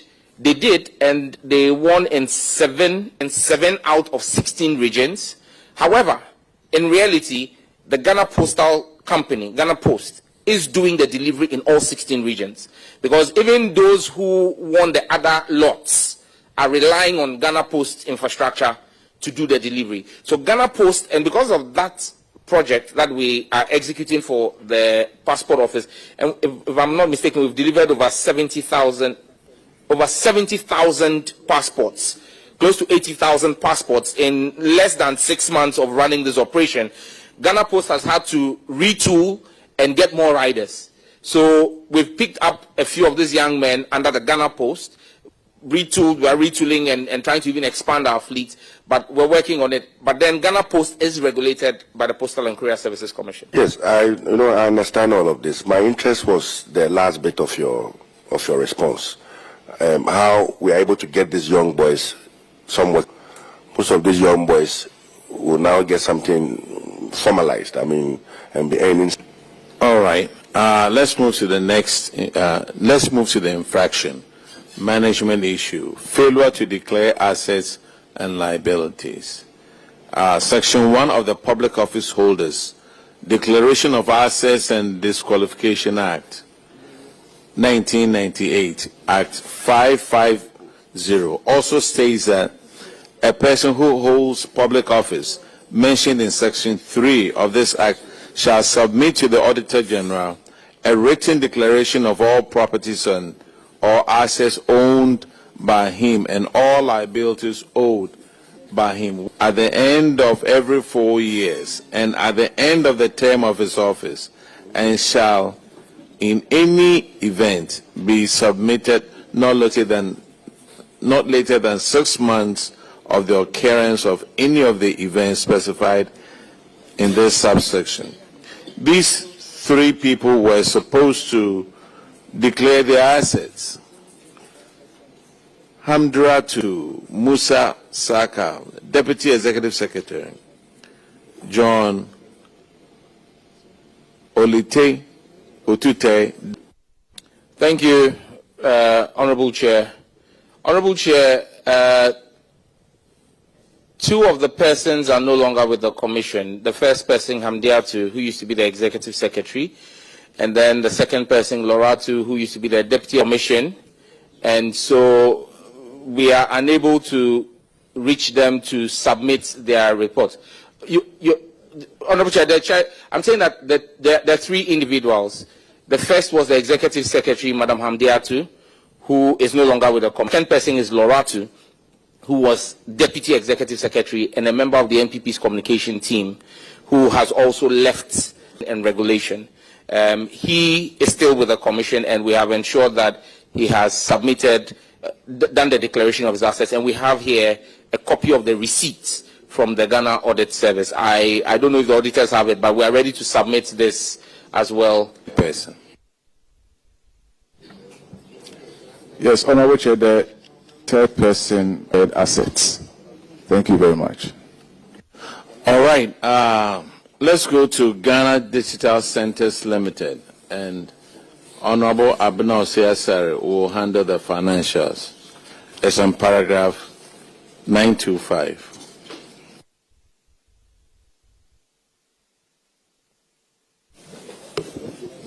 Okay, so this is the point. So I have stated that for you. You don't need to state it when you are answering any question, Minister. Minister, I think I don't have much issues with them, except that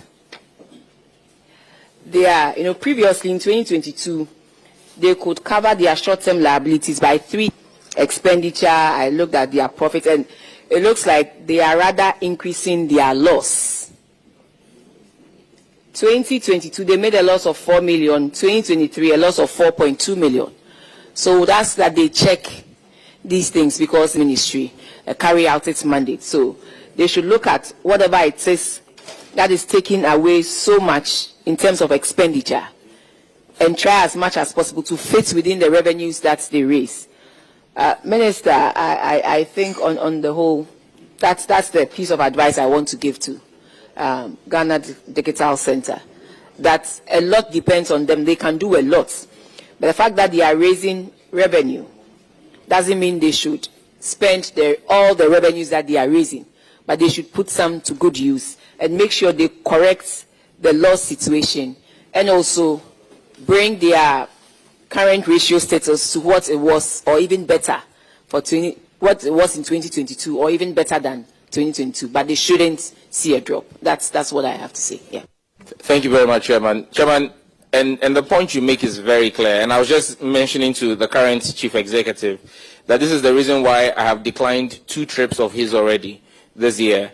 Because if you look at the problem in loss making, if you look at the 2022 to 2023 revenue, they actually improved their revenue remarkably from 8.8 million to 22.8 million. Wow. So remarkable increase. Yeah. However, when you look at their expenditure, from 12.8 million, they jumped to 27 million.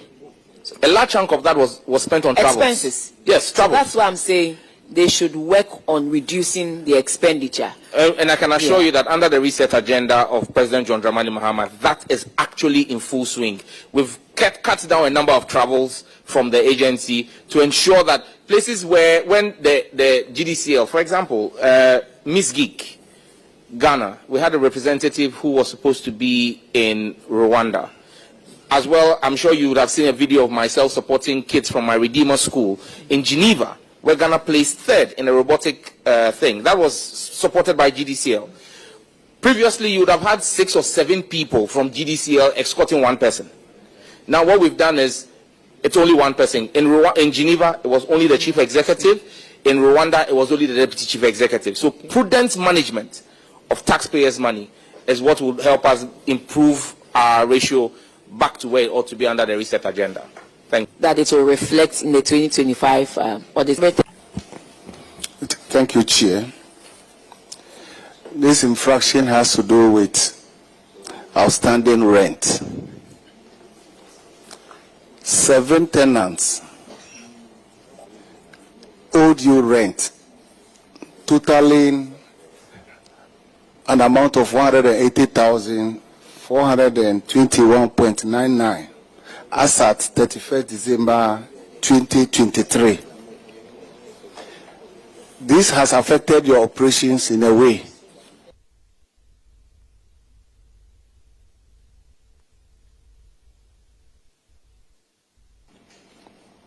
Thank you very much, Mr. Chairman. We have taken prudent steps as part of our accountable governance agency. I would run through each company and what the status has been. 1, technical surplus. They left the the digital center in the second quarter of 2024. They had an outstanding debt of the debts. The company is unresponsive, and so we are LC. The entity is still, as at 29th of October, about 4 or 5 days ago, their total outstanding debt is now sitting at 61,267, has been able to recover 45,000 Ghana cedis and is on track to recover the outstanding 26,000 Ghana cedis that, 16,000 Ghana cedis that's left. 3, with some kind everything to reach out to them, they have terminated their tenancy without taking steps to find an officer of the company or any asset of the company that we can raise legal actions on. 4, MW Technologies. The debts for begin legal action against them. Old debt has been, management is working with them to get that payment for this year. 6 is Kudigo Limited. Current outstanding debt is 54,578 cedi 16 pesos. The last made payment on the 13th of August 2024 of the amount of 21,400 is a staff, but he says he's not responsible for settling the debt. He's forwarded an email to us. We've sent an email and again issued a demand notice. After we failure to pay the outstanding balance, we would initiate legal action. And the 7th one is Sibacor Limited. The outstanding balance remains, phone numbers are inactive. If, as and when we're able to find any assets or persons associated to the company, we will exact recovery. Thank you, Chair. Auditor General, can you please confirm these payments from your end? Fraction in the report. Subsequent to that, what they have recovered is 29,000 cedis. But like the minister said, some of them have accrued more debts. But what we have after the infraction is a 29,000 recovery that has been made. Thank you. Thank you, Mr. Chairman. All right, thank you very much. Now let's go to Ghana Post. And Honorable Enim Ernest will take care of 939. Okay, thank you, Chair. Ghana Post will be looking at your financial piece. The increases in your expenditure. What accounted for that high increase in expenditure for 2020? What accounted for that high increase in expenditure for 2023? Thank you, Mr. Chairman. Mr. Chairman, the answer is very simple in one word. The mismanagement of the economy by the Akufo-Addo administration. Because a lot of the increases, you know, Ghana Post pays a lot of airlines for the transporting of the parcels that we send to Europe and the United States, and we pay that in dollars. So when you saw the mismanagement when Ken Ofori-Atta, Abina, and co were at the finance ministry, and Dr. Bawumia in charge of the economic management team, you then saw that... Respect me, Minister. I mean, stop it right there. Just go straight to your question and answer, and don't be name calling. You understand? Minister, please answer the question. Oh, when this was there, Oh, Minister, I don't think that is how we should be here. You are here, you have been here before, I have been where you are before. I'm guided, Let's just Chairman. go straight to the point. I'm guided, And- Chairman. Thank you. So in 20, a fee of $100 to an airline, and the exchange rate was 8. Our expenditure would have been 800 cedis. And then when it went to 16 in 2023, you then have the challenge that your expenditure now becomes 1,600. So that's what accounted for that. So it's the forex losses, yeah. But I'm sure that when you see the 2025 financials, you realize that even though we are doing more volumes, our expenditure would have dropped, because now with a better, stronger CD that's trading very favorably, you indicated that the bottom line for 2023 improved from a loss position of 1.2 million. We are looking at the respective officers at these institutions. So going forward, we are looking at how best we can keep costs down. So we'll move on to the financial position, Minister. I can see that they improved slightly on their ratios, but then it's still not enough to be able to meet their short-term liabilities. So I would encourage that going forward, we pay attention to some of these things, so at least we don't get into situations like this. Thank you, Chair. We are guided, Chair, and I can assure you that, you see, 2022 as well, in all fairness to the previous administration, was also a recovery period. So the revenues were now picking up again, because in 2021, don't forget there was COVID. And so once they were up, and so you then saw them go back to full profitability in 2023. So that's why you see the profit margin. But then the point is, the profit could have been more if the forex thing was also low. So yeah. Minister, it's not just the forex. Say if they had reduced the expenditure. Minister, there's continuity in government, so you better stop that and move on. Yes. Minister, what we have seen consistently, it was only Minerals Minerals Commission, where when they realized they were making losses, they decided to reduce their expenditure. And when they came in here, we commended them, but I knew it voted for you. But Minister, the issue is not to do with just the exchange losses that will surprise you. So it's not just about the exchange losses, but there are other expenditures that are in there that ought not to be there. You sat here and told us how you are helping Ghana Digital Center to reduce their expenditure, because they usually would have flown 6 people for just one event with one person. So these are the other things that we should be looking at, because other equally important things that I believe we should spend some time to help them with, like you are helping GDCL, help them with, and that should help them reduce. That's a note of caution to Minister, your agencies. MD, yes. this is advice from the chair through me to you. You are guided. You want to take it as policy position.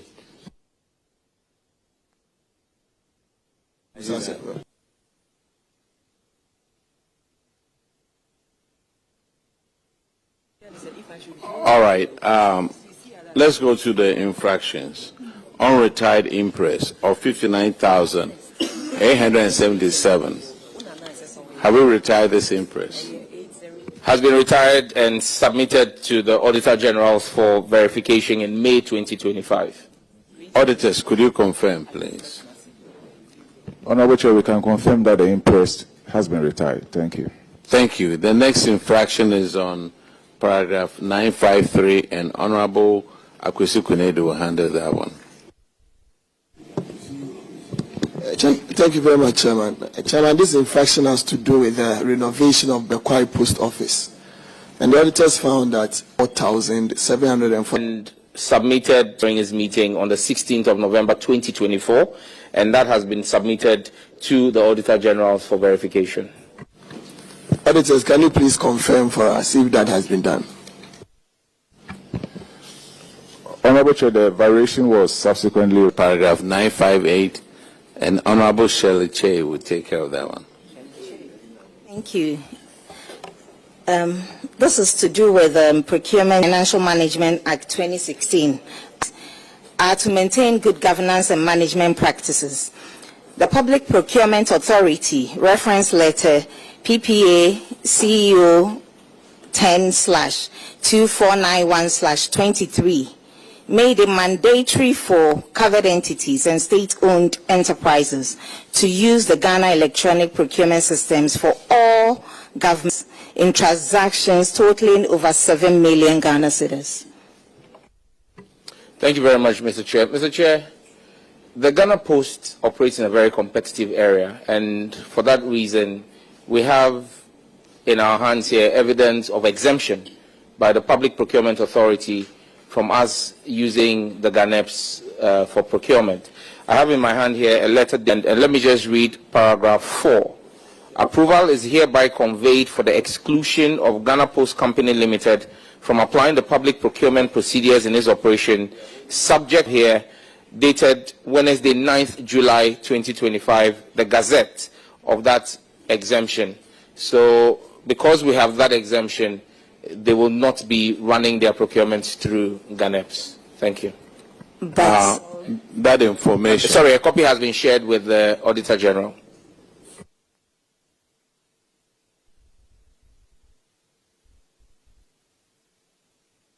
So is there a reason why the auditors were not informed or were not given a copy of this letter? At the time the audit was done, even though the approval had been given, it had not been gazetted. And so that's why we see, I said the letter was 21st February 2023, but the Gazette is dated 9th of July 2025. The new management was the one that did the Gazette. And so that's why at the time the audit was done, there was no Gazette to show to them. Okay, good enough explanation, but I don't see how you are walking through an alleyway, there is light in one and there's darkness in one, and you choose to walk through. But I think the auditors recommended that you comply going forward. So can you give us an update if you've started complying? Honorable Chair, we are not walking in any darkness. We are walking in light. The Ghana Post Company Limited has its own procurement manual approved by the PPA. So it's not the Wild West where procurements are just happening in any way. No. There's a specialized manual because, like I said, they operate against, the Ghana Post is operating against all the private courier companies that you see in the country. They don't, if Ghana Post was bidding, for example, the passport job, they went into that as a competitive bid with all the private entities who went in there. It would then mean that they will have to go through PPA and get commencement authorization and all the things that we're talking about today. That's why the PPA, in its wisdom, developed its procurement manual for it. And so it's not as though it's a murky ground where there's no transparency. It's guided by the PPA's own procedure. And the board ratifies, yes. So my question was, you are meant to comply going forward. That's what management's response to the auditors was, complying. Yes, Chair. That compliance is evidenced by the Gazette notice that we have done, dated 9th of July 2025. Thank you very much. All right. The next question, the next infraction is going to ask you why you didn't gazette it. And, Ghana Post.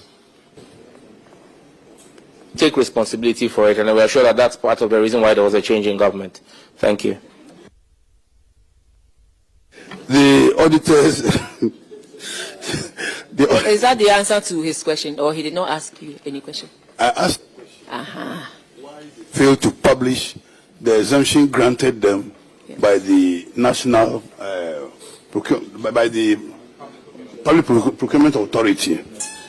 When the public servants fail to do and say, oh, this or that, clearly, this is not something a minister will even do. You, the head or the procurement director or whoever, you are supposed to do those things. So it has nothing to do it, should have done it. So, Minister, this is not this or that. But it's when the public officers are supposed to do something, they ought to do it. When the politicians are also supposed to do something, then we also ought to do it and take responsibility. They blame us. But we also, when they do it right, we also take the funds. So the buck stops with us. And I believe that as political appointees, we also have a responsibility of some sort to exercise oversight over the public servants who we've stated earlier that we have done the Gazette. The able management at Ghana Post has done the Gazette dated Wednesday, 9th July 2020. Honorable Chair, we'll be pleased to have a copy of the Gazette. When we did a follow-up, what we had was a letter from BPA giving them exemption, but we're yet to cite the Gazette. Thank you. Yes, I do have the Gazette. I don't want to be in the position the chair was in here some time back, so I came prepared. I have my Gazette here. So please, clerk, come and take the Gazette and give to. Right, thank you, Mr. Chairman. That is it. You have to wait for us to tell you whether you came well prepared or not. You don't tell yourself you came well prepared. Just take your time, finish with the proceedings. If we are satisfied with your conduct, then we will say yes. Hello. Okay, the next infraction is on paragraph 969. Partnership operations. If you leave, I want to read section 11 of the Audit Service Act 2000, Act 584. General shall have access to all books, records, returns, and other documents, including documents in computerized and electronic form relating to or relevant to those accounts.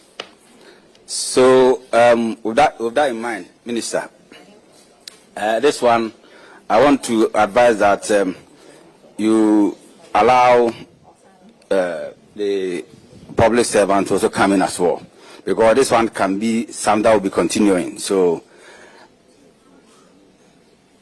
Ghana Post entered into an agreement with a company called Collins C Investment Limited in March 2020 for the procurement, installation, maintenance, and management of their mail and parcel boxes.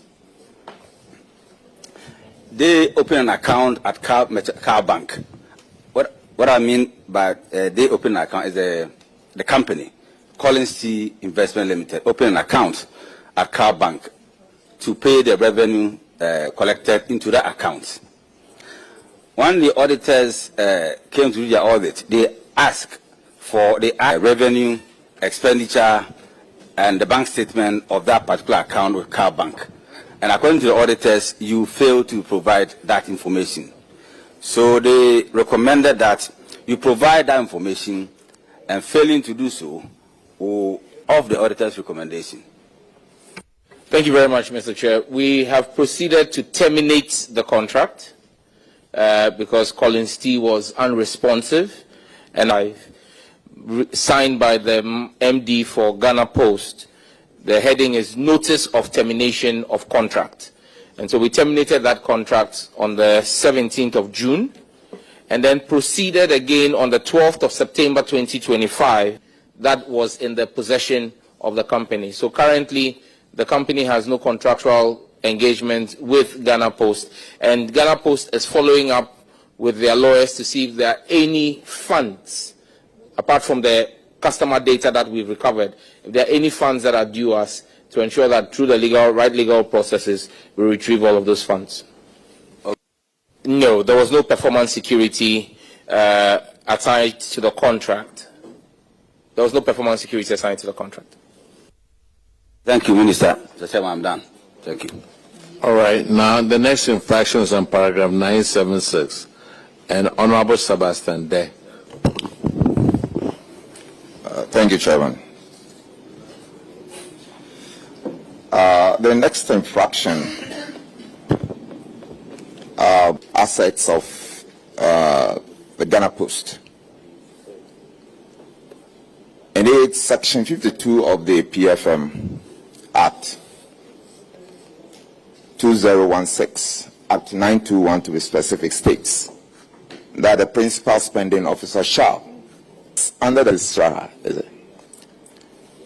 However, the auditor, in the audit process of 2023, ended, detected or noted during the inspection that the company, Ghana Post, they don't have ownership documents or land title certificate offices the details of the land, Mr. Chairman, Honorable Chairman, include the Bubu Ash. We do not mention the specific locations. Reason being that you put it out and then you can have encroachers go in there. So we know the 3 locations. Okay. So I'll plead that you stay away from. So 3 locations and then 241 post offices. Minister, I agree with you because the one in Greater Accra, I'm interested in it.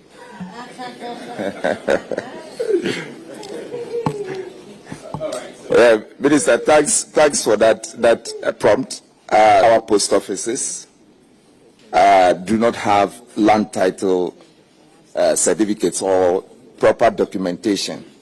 Now, the auditor's recommendation for this is to this effect, that you must take the necessary steps to prevent or to ensure that documents are proper, to prevent any litigation. And I'm grateful to the chair and the committee for obliging my request to leave the existing locations, because even in one of the locations, we're currently dealing with encroachments there. You don't want to have a lot more people go and encroach before you complete. But what I can state on the record is that we have started all the Lands Commission. They have acknowledged same. They are preparing the bills for us on one of the parcels. And one of the other parcels, they are actually giving us a bill.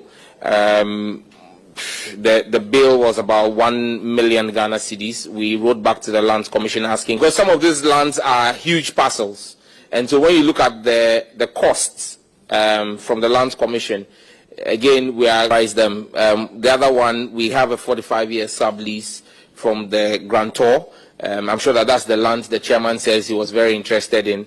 We have a 45-year lease from the grantor. We have paid, we've made a down payment that is almost 75% of what they are asking for. And that again is even forex denominated. So we've done substantial work to secure the lands. Now on the post offices, 241 of them, they are littered across the country.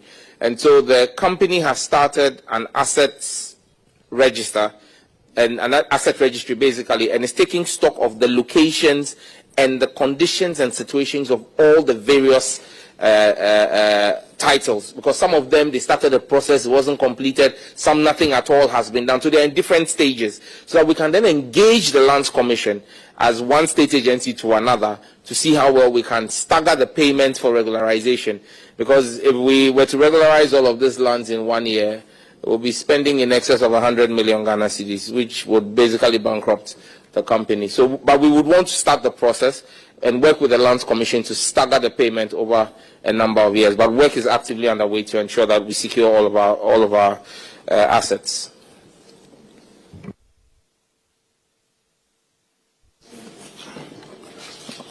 All right. Thank you very much. The next infraction is on paragraph 981. Did you check out from the auditors? Well, the minister did indicate that they are in the process of doing it, and I think that his answers were satisfactory. But the auditors can buttress what he has said. Yes, Honorable Chair, they've taken steps to register their land. The documents that we have perused, they have taken the concrete steps in registering their lands. Thank you.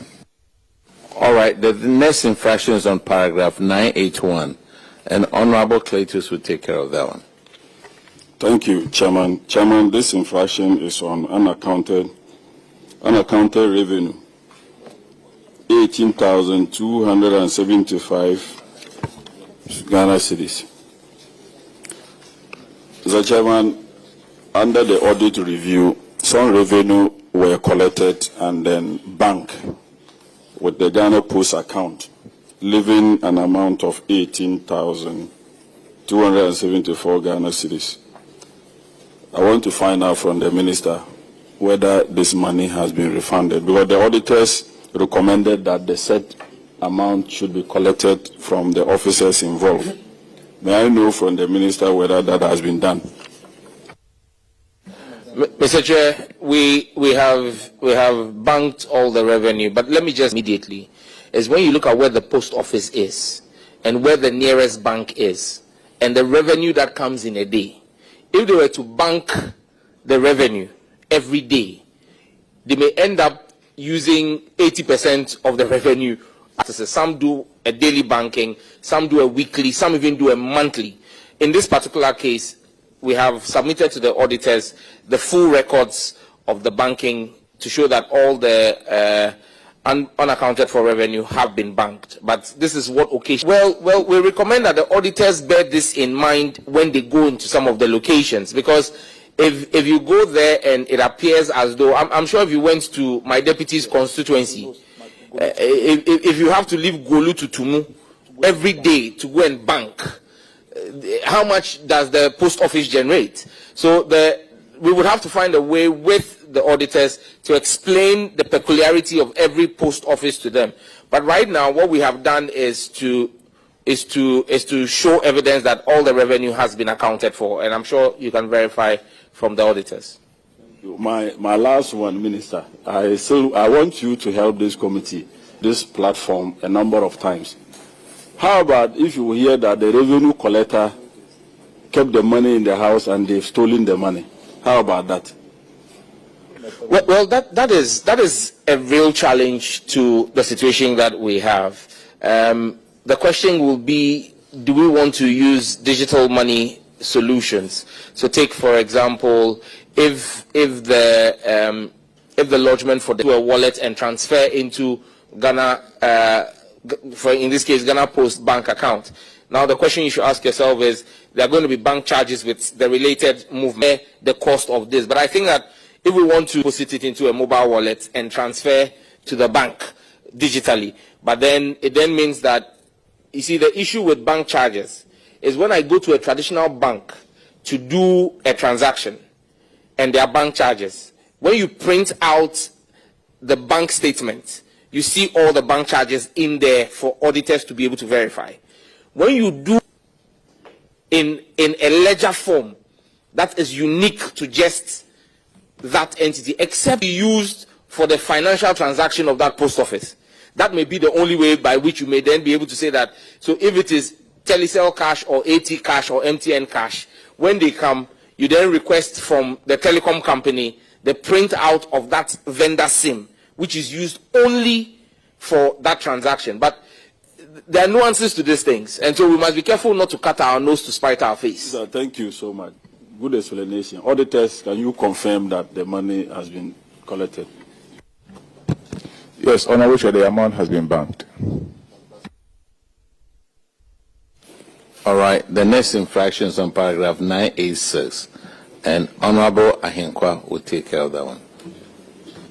Thank you, Chairman. 136,000 Ghana cedis.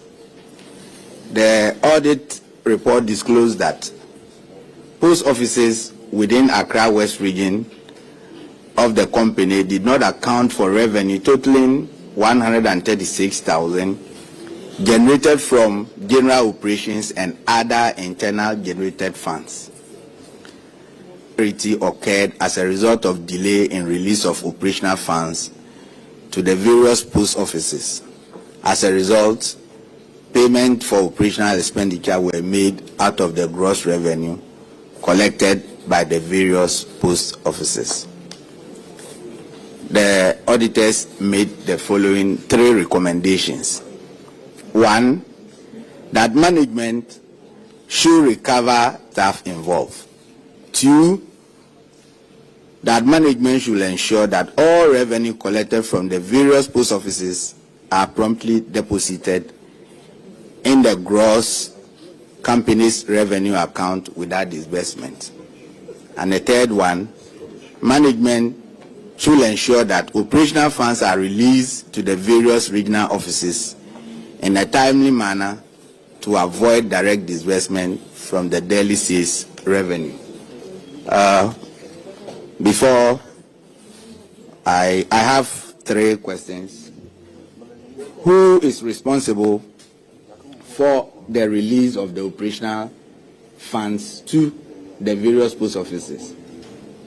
Head office. It might have accounted head for office. Head office is responsible. So what was the challenge?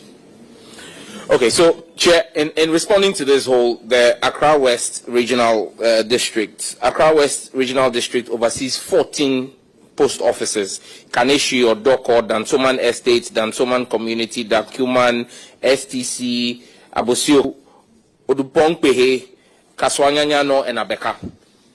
Now, the challenge you have is that once the release has not been made from head office, the post offices still need to carry out their daily operations. And so, for whatever revenue they get, they hold some to carry out the operational expenditures, awaiting the release from head office. When head office finally makes the receipts, then they go and do the settlements in the bank. I can assure you that under this new dispensation, that's not the case. Releases are going on time, monthly, and so there is no justification for anybody to, especially in urban areas where you don't have the challenges we just discussed with the previous question, where banking distance occasions them to hold the funds for like a week or a month. In urban areas like Accra, nobody has that excuse to hold the funds anymore. We're making sure that the funds go when they have to go, they get their operational expenditure. And so this thing, they call it firm receipts. The staff people, they have a title name for it, I've just been told, they call it firm receipts. The issue of firm receipts is no longer an issue in part of our operations now, because funds go regularly. And then with the auditors for verification. Auditors, can you verify or authenticate their claims? Yes, we'll run a copy because these are originals. We'll run a copy and then submit same to you. So we have the originals here, but we'll just run copies for the audit service. Desmond Payto would handle them. Thank you, Chair. Minister, this infraction is about unaccounted revenue, a total of 45,136.10, which affected 4 stations, Ejiso, UW, Kumasi, Konongo, and Agogo. And auditors were saying that such money should be recovered and paid same to the appropriate accounts. So I want to find out whether the money has been recovered and paid same to the account duly. Thank you. Chairman, recovery has been made, payment has been made, evidence has been shared with the Auditor General. Thank you. Auditors, we would like you to confirm whether the payment has been done. Yes, Honorable Chair, we can confirm that that has been done. Chair, I think that is all. Thank you. Thank you very much. The next infraction is on paragraph 1000, and Honorable Nasser will take care of that one. Thank you very much, Chairman. Minister, these unsupported payments, in your was able to provide the relevant documents to the auditors to support the payments of about 69,000 of 30,000. Covering the full amount from the head of the Western Regional Office. Auditors, please can you confirm the claim by the minister? Yes, Honorable Chair, the payments have been supported. Thank you. Thank you very much, Honorable Minister. You and your team, you are discharged. Now we call... Minister, I'll give you 70 over 100. Chairman. That is an A. Are we overruling this question? Well done. Minister of Defense, please. So substantive question. It was here, but listed, but it's overruled.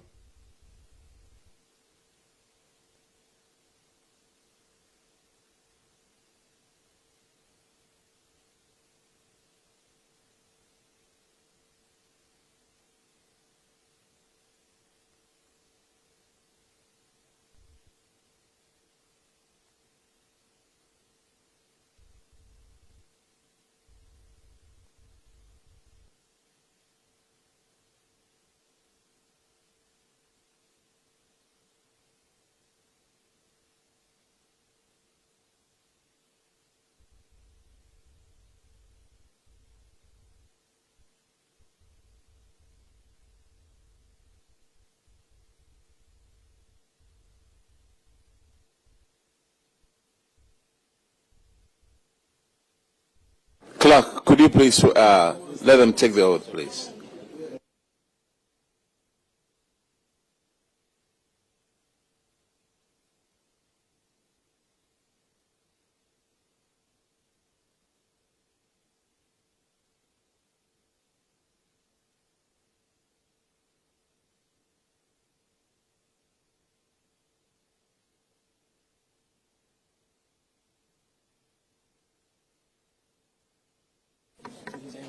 Yeah, they're ready. I, Ernest Roger Gentry, swear by the Almighty God swear by the Almighty God that the evidence I shall give before this committee that the evidence I shall give before this committee touching the matter in issue shall be the truth, the whole truth, and nothing but the truth. and nothing but the truth. So help me God. So help me God. Honorable Minister, could you introduce yourself and allow the other members to introduce themselves? Please have a seat.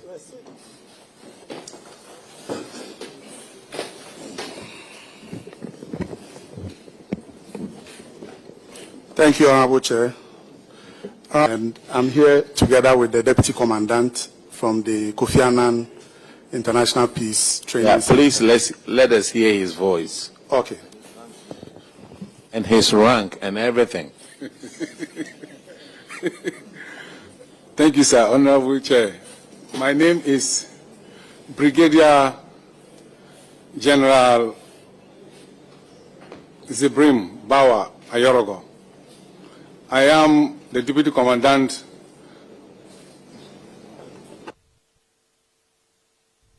So, Comfort Shreme, Director HR, Ministry of Abroad. Thank you. I'm Rich Ajuni, the Director of Administration, KIPTC. Good afternoon, Honorable Chair. I'm Lawrence Akutobe Diakon, the Chief Finance Officer, KIPTC. Thank you. Good afternoon, Honorable Chair. My name is Dr. Kweku Danso. I serve as the Dean at the Faculty of Academic Affairs, KAIPTC. Thank you. And Honorable. You're welcome. Thank you, Honorable. Just some two quick explanations to the financial statement, because if you look at the financial statement, you are well on track. And let's commend you for that. Your current ratio has increased significantly, and that is good. But just for purposes of clarity, what is your operating income? Because you seem to have increased that very significantly from 82 to 126,000. Then probably can add what your direct costs are, those two, because that also increased significantly. Because those are the very changes that happened in your financial statement worth noting. Thank you. An international center for training. And so we have a lot of donor funding that comes in to support the training center. And so anytime we have lower inflows in terms of donor funding, you would find that the operating income goes down. And then anytime we have a lot more inflow in terms of the donor funding, you would see an increase in that. And for the year under review, would notice that we had a huge support from Canada in terms of the LC Initiative Fund and the support for gender inclusiveness. And so for that year, you would notice that that funding from Canada increased from in terms of the operating income. There are other countries that have been very consistent in supporting the training center. And I believe that we must commend them for their continued support. And if you check the financial statement, we've listed them: the Denmark, Austria, British High Commission, Nigeria, France, Germany, Japan, Switzerland, Denmark, again, Sweden, and Canada. And these are the countries that mainly support the center. Thank you.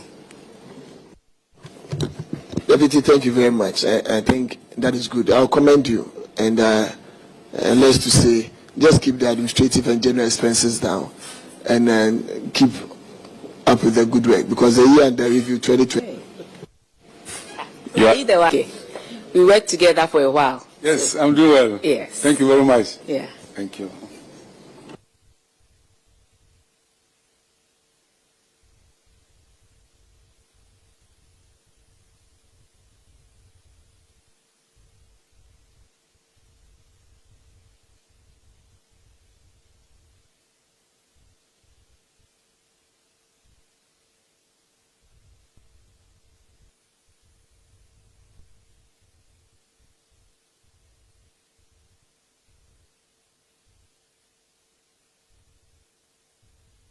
Minister.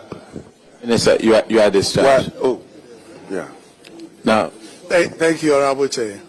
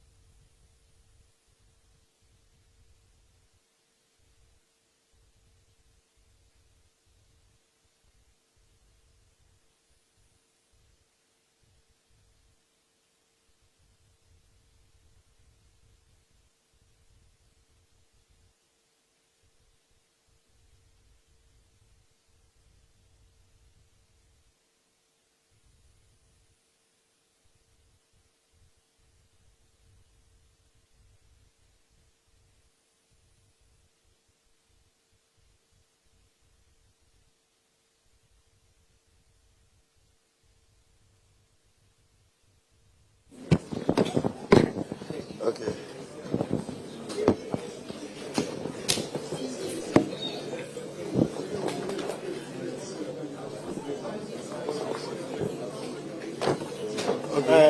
I swear by the Almighty God. Swear by the Almighty God. That the evidence I shall give before this committee. That the evidence I shall give before this committee. Touching the matter in issue. Touching the matter in issue. Shall be the truth. Shall be the truth. The whole truth. The whole truth. And nothing. Honorable Minister. Eric Opoku, Minister in charge of Food and Agriculture, and MP for Sunafosat constituency.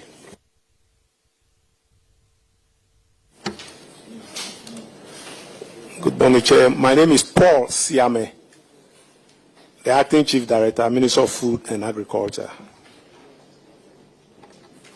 Good morning, Chair. My name is Eric Samuel Edu Dankwa, Acting CEO, Ghana Irrigation Development Authority. Good afternoon. Good morning, sir. My name is Albert Alfonso Sapia, Deputy Chief Manager, Ghana Irrigation Finance, Ghana Irrigation Development Authority. My name is Richard Kojo Agbabo. I'm with TIDA, with Finance. Finance of what? I am Deputy Chief Manager of Crop Services, Ministry of Food and Agriculture. All right, yours is accounting. Oh, I'm sorry. Ghana Grains in Lagos. All right, we'll be looking at your financials. Thank you, Chair. Grains and Legumes Development Board, we are looking at your financial performance and financial position.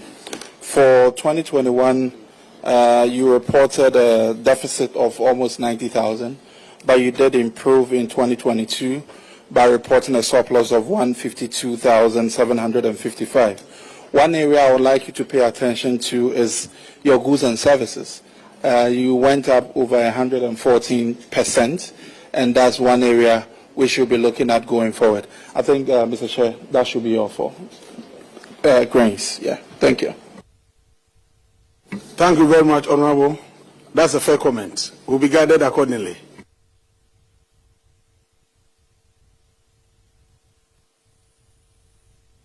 The next one is Honorable Staberston.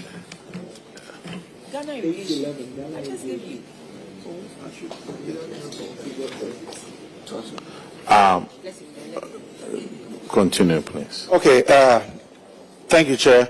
Ghana Irrigation Development Authority.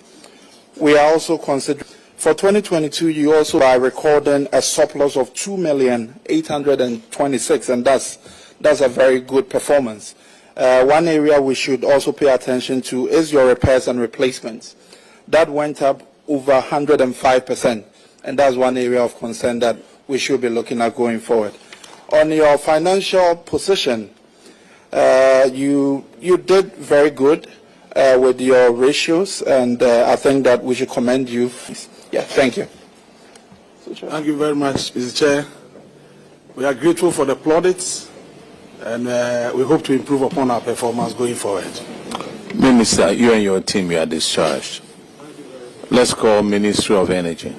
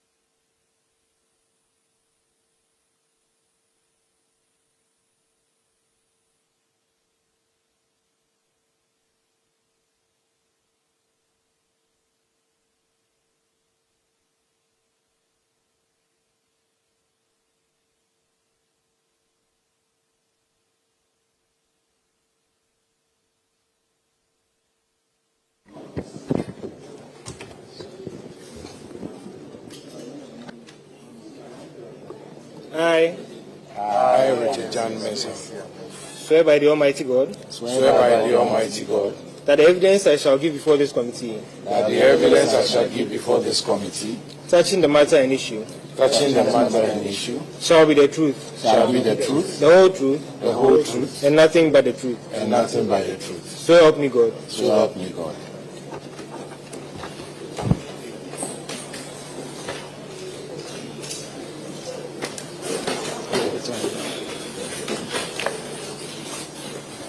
Honorable Minister, could you introduce yourself and allow the others to also introduce themselves, please?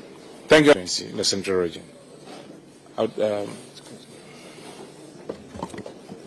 My name is Kwame Nto Amwa, Acting Chief Executive, GMPC. My name is Hamis Yusuf, Acting Deputy Chief Executive for Finance, Commercial and Admin, GMPC. Good afternoon. My name is Helga Boidi, the Acting Executive Director for GMPC Foundation. Thank you. Good afternoon. My name is Ebenezer Besi Amo, Manager Accounting and Reporting. Good afternoon. So the auditors sampled 31 out of 62 of such projects.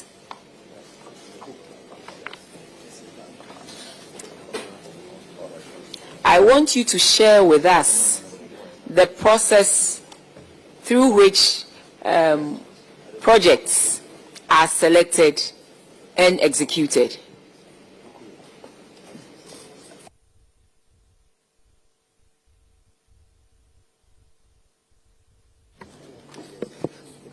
Honorable Chair, the Executive Secretary would, the Executive Director will respond to this. Thank you, Honorable Minister. Honorable Chair, typically the community, through their chiefs, would send requests to the GMPC Foundation asking for the various infrastructure projects. The foundation will then do a needs assessment to really ensure whether those projects are needed by the community or otherwise, pending which, if that's successful, and then there's budgetary allocation, we go ahead and execute those projects. So we normally work with the communities through the chiefs and then through their members of parliament as well and the district assemblies. Thank you, Chair. So for the first infraction, the auditors are saying that you went through the process for some of the projects that they examined. 6 out of 21 projects that they examined, which for some of them they were in your procurement plan, and for others they were not. To the extent that those that were not in the procurement plan, you carried out in the procurement plan for that particular audit year.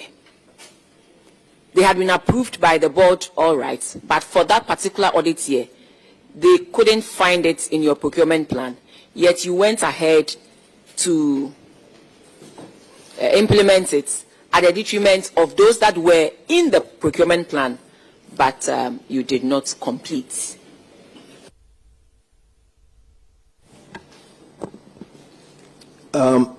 Honorable Chair, I believe you are talking about the budget. Is it the budget or the procurement plan? Well, the infraction says that they examined 6 out of 21, and then they realized that 1 out of the 6 had been approved by the board, all right. But for that particular audit year, it wasn't part of the plans. Capacity hospital at Elembele, the construction of a 100-bed capacity hospital at Tema, mine here. The construction of a 100-bed capacity hospital at Wale of petroleum studies at Takwa. Yeah. They said you received your proposals, all right, and approval, so that particular audit year, it wasn't in it, but you went ahead and carried it out at the expense of the others that had been. They were referring to the approval by Parliament, because with GMPC, even after the board has approved, we still go through a work program approval process with Parliament. So that was the issue. We've agreed with that, and in 2023 we made provision for the expenditure on the Royal Golf Club, which is the matter in issue, in the 2023 budget approved by Parliament.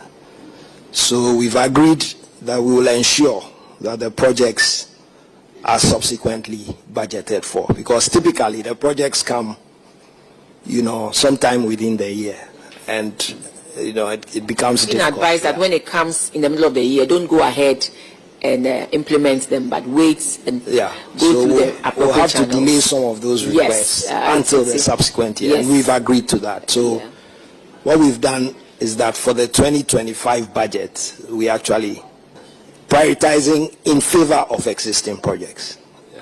Can you share with us if you have completed the other projects accordingly? The Elembele Hospital, the Tema Mine Hospital, the Wale Hospital, the 2-story building for the University of Petroleum Studies, and the G-Inspect camera. Yeah, so we've provided evidence that the projects, some of them have been completed and some are at advanced stages of completion. The Wale,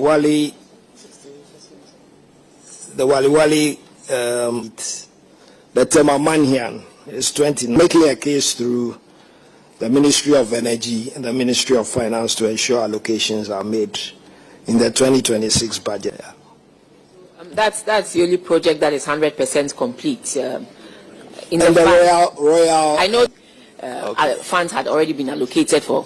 That's why I'm asking that when do you hope to complete this? If you tell us you are now going to seek for funding from Ministry of Finance, but certainly every year they give you some allocation to enable the foundation also work. So if you can tell us that you prioritize these 4 projects that you have started and was approved for you some time back, and so that they are all most of them are hospital projects anyway, and so that you can give it to the community for the community to also make use of them. If you can give us some commitments from your end, because certainly the ministry will have to provide some funding for the foundation to work in the year 2026. Yeah, so for the 2025 budget, we were giving adequate allocation, and we've dedicated those funds to completing those projects. So in fact, for the 2025 budget, we didn't have new projects under the 2025 budget. If you are given funding, how come one is at 29%? Yeah, multi-year project. I know that, but you know how monies also operates. Yeah. Or for your end, they don't sweep the monies at the end of the year. They don't. They allow you to roll over. Yes. And yes. so that if, so we declare, the money is we available, declare what money we have, yes. And then we look at the new projects, and then. So I'm thinking that if you said the allocation has been given to you for 2025, you ought to complete. We shouldn't have even seen a 29% completion for some of the projects. Clearly, if you have the money and you are executing the project. No, money was given for the 2025 portion. For the 2025 portion. Yes, it's a multi-year project. So the 2024 portion, how much was given? That enabled you to construct just 29%. When was this? Because this audit is for 2024. This audit is covering 2018 to 2023. And consistently, monies have been given to you. And you tell me that you have done just 29% completion. Then you are not prioritizing it. So I would want you to please look at it again and prioritize it. The next time an audit of this nature, the next time this audit is done, I hope and pray that you would have gotten to a stage where you can hand over to the community. Because if it's from 2018 to 2023, and at 2025 you still have, it's just 29% complete, then CEO, okay. I beg you to look at it again and see how best you can complete and release to the communities. Usually, when we have these things, the communities are excited about it and they really look forward to completion and usage of it. That's all I'll say. Thank you. Chair, advice well taken. All right, GNPC. We are looking at procurement over here. It starts from paragraph 54 of this report. That GNPC justification for the use of restricted tendering method did not meet the requirement in Public Procurement Act. The recommendation was for we recommended that the CEO of GNPC should ensure the procurement unit desists from the use of restricted tendering to procure projects if they are justification of PPA. What has happened now? So essentially for the restrictive tendering, it's really where we have specialized entities where, you know, if you conduct a national competitive tendering, it will not be beneficial because you have specialized entities doing specific works. So we've taken this recommendation very seriously. We've reorganized the procurement department and we're conducting a lot of training by the PPA for ETC members, for directors, and the whole procurement team. Actually, we've done so for the board as well. So I think the auditors have verified that these that the entity has requested that the PPA take the staff of the entity through some procurement training on issues concerning procurement. So that has been done, and we hope that going forward we will see an improvement in their procurement system. Thank you. Thank you very much. The next area to look at is paragraph 73, 62, and Honorable OPK will take care of that one. Thank you very much. Foundation, you executed some 20 projects. 19 of these projects were did not go through competitive cities. The report highlights that the foundation handpicked the contractors for works, and some of these works were in Asafo, Asawinso SHS, some sanitary facilities in Queen SHS, Astrotex in Adenta, Agunasang. When this issue was brought to your attention, the argument that the foundation advanced was that these claims were mainly, the auditors disagreed with you and recommended that issues of the foundation should go through PPA compliance. I want to find out from you what steps you have taken to ensure that this bypass will not happen again under your authority. Thank you, Honorable Chair. And we're waiting for our board's consideration and approval. The policy will also ensure that the GNPC as a corporation and the GNPC Foundation will be occurrences in the future. Bearing in mind that these happened. We have also enhanced our SOPs, which are the standard operating procedures, to guide our operations in terms of what we're supposed to do.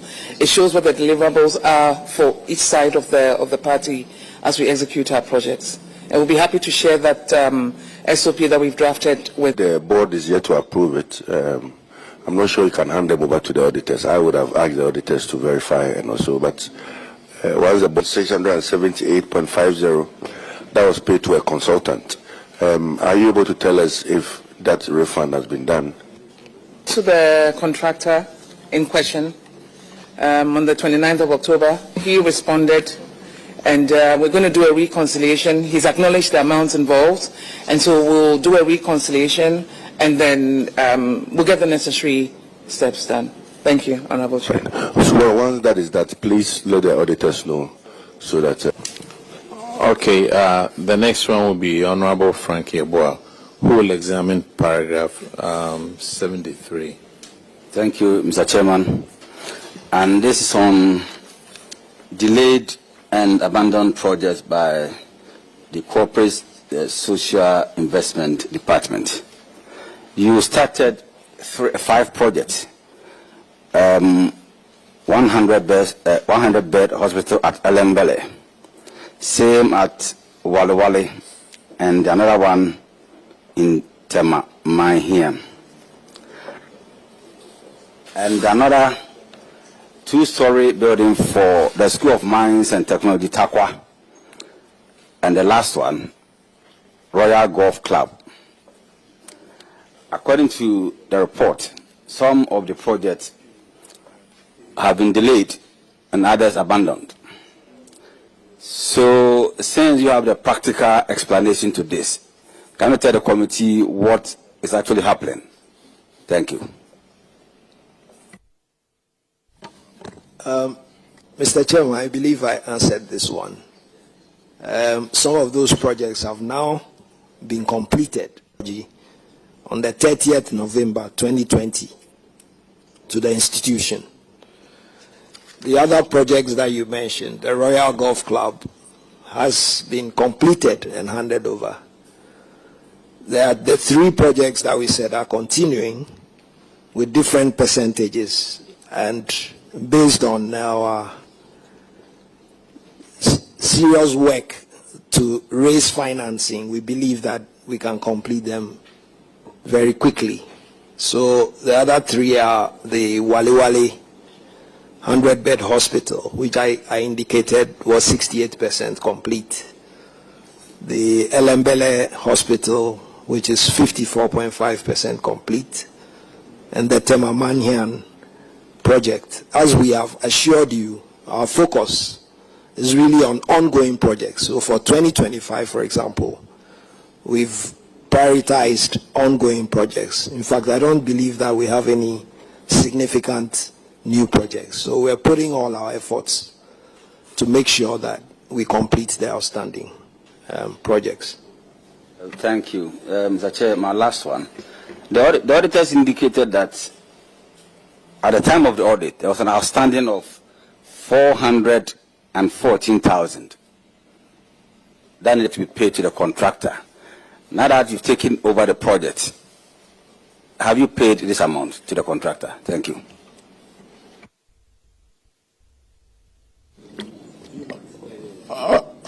Which are the projects? Sorry? Okay, they picked that you needed to pay 414,000 to the contractor. And I'm asking, now that you've taken over the project, have you paid the said amount to the contractor? Part of my question flows from an answer that was given by Madam.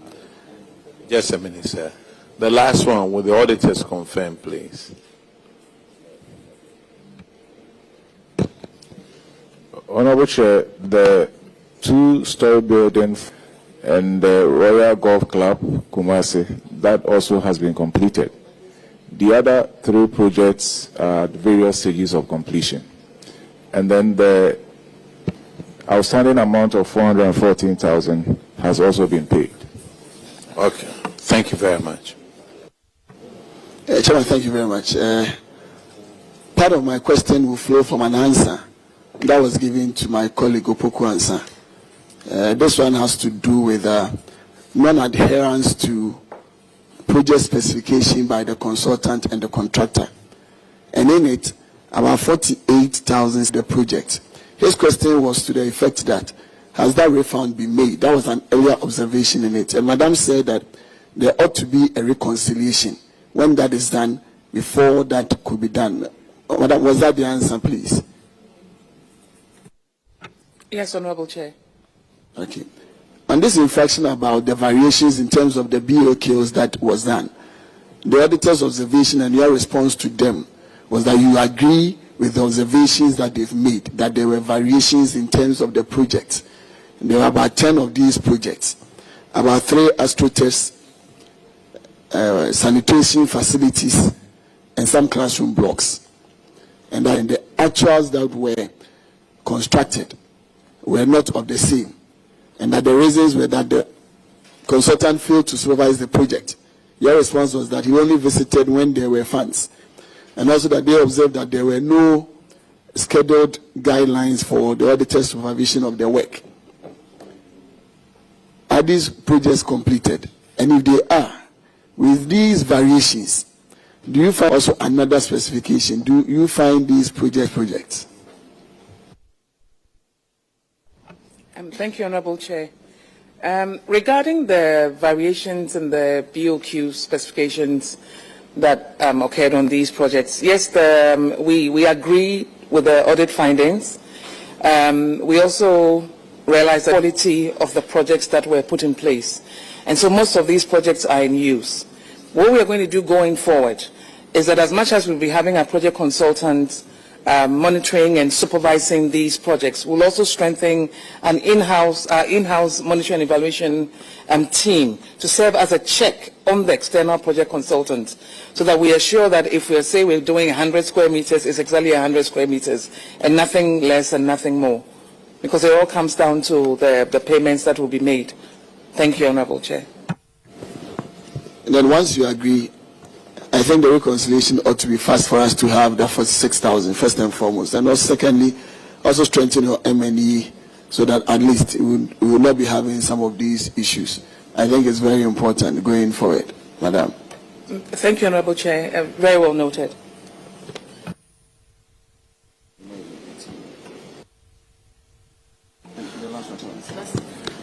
Madam, and the last one, per the report, they said that almost all or most of the projects were under one consultant. And if you look at the expansive nature of how your projects are, where they are, if one person is to supervise all of these projects, because we are looking at Elembele, Aguna, we are looking at Yape, we are looking at Sehi Yoso, Sehi Asafo, And if one consultant is managing all of these across the country with the varied projects that you have, I believe that that is also a contributory factor. So if you can kindly break it down so that you can have more consultants handle these things so that at least their supervision will be apt to tax, I believe that that is one of the major observations that the auditors had. Auditors, can you please confirm that some of these arrangements are being done? Is that they are monitoring, they are doing their M&A? Honorable Chair, I think they earlier stated that the SOP is ready, but the board is yet to approve it. But the recommendations that you are suggestions given is well noted. Under the resetting agenda, we are going to apply that as well.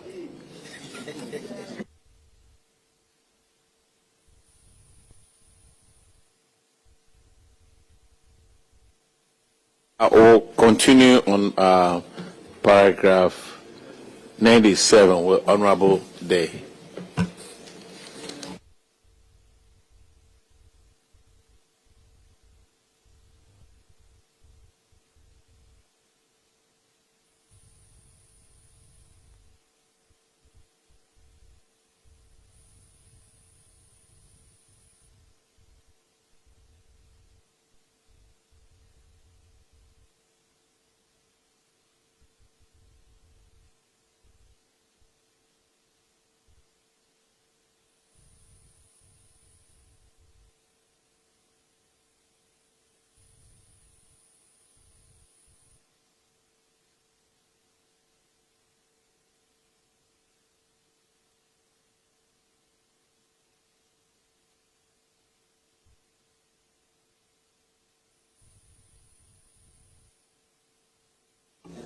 Yeah, Honorable Chair, thank you.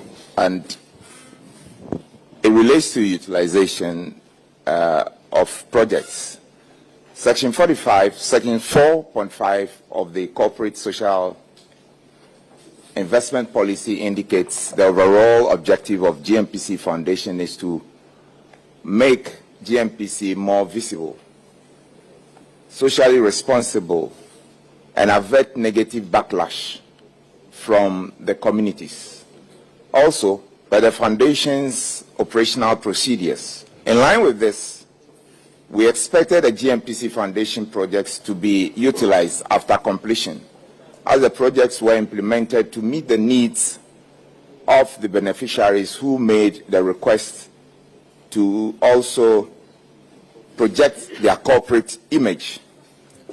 The auditors found out that 4 out of GMPC Foundation's projects, namely the construction of a 12-unit sanitary facility at Ejan and Yape, construction of a hospital at Kronum, Kwapra, and construction of a science lab at Yasantua Senior High School had been completed but not being used. The projects lacked basic ancillary facilities to make them functional. My question is, what is the level of your follow-up to ensure that these facilities are utilized in line with the objective of putting them up? Thank you, Chairman. Thank you, Honorable Chair. Again, in 2025, we took steps to put in place what we call a management agreement with the beneficiary communities because of what we had observed in the projects that had been constructed, the years, Project Assembly or whoever. We have a maintenance agreement in place to make sure that not only do they maintain it, but they utilize it for what it was meant for.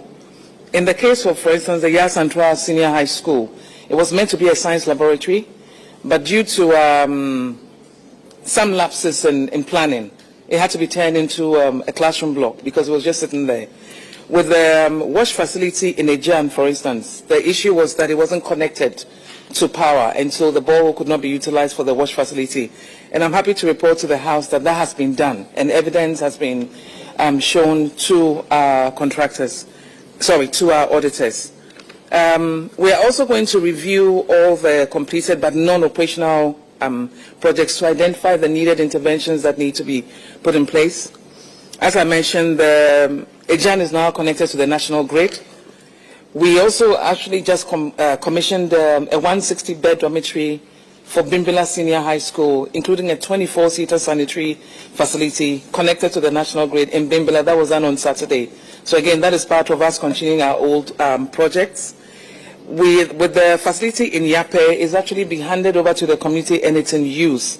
They had an issue, but that issue didn't emanate from us. It was through the usage. But we've done some community engagements with them, and so they know how to utilize the facility properly, especially with the sanitary facility that's attached to the community center.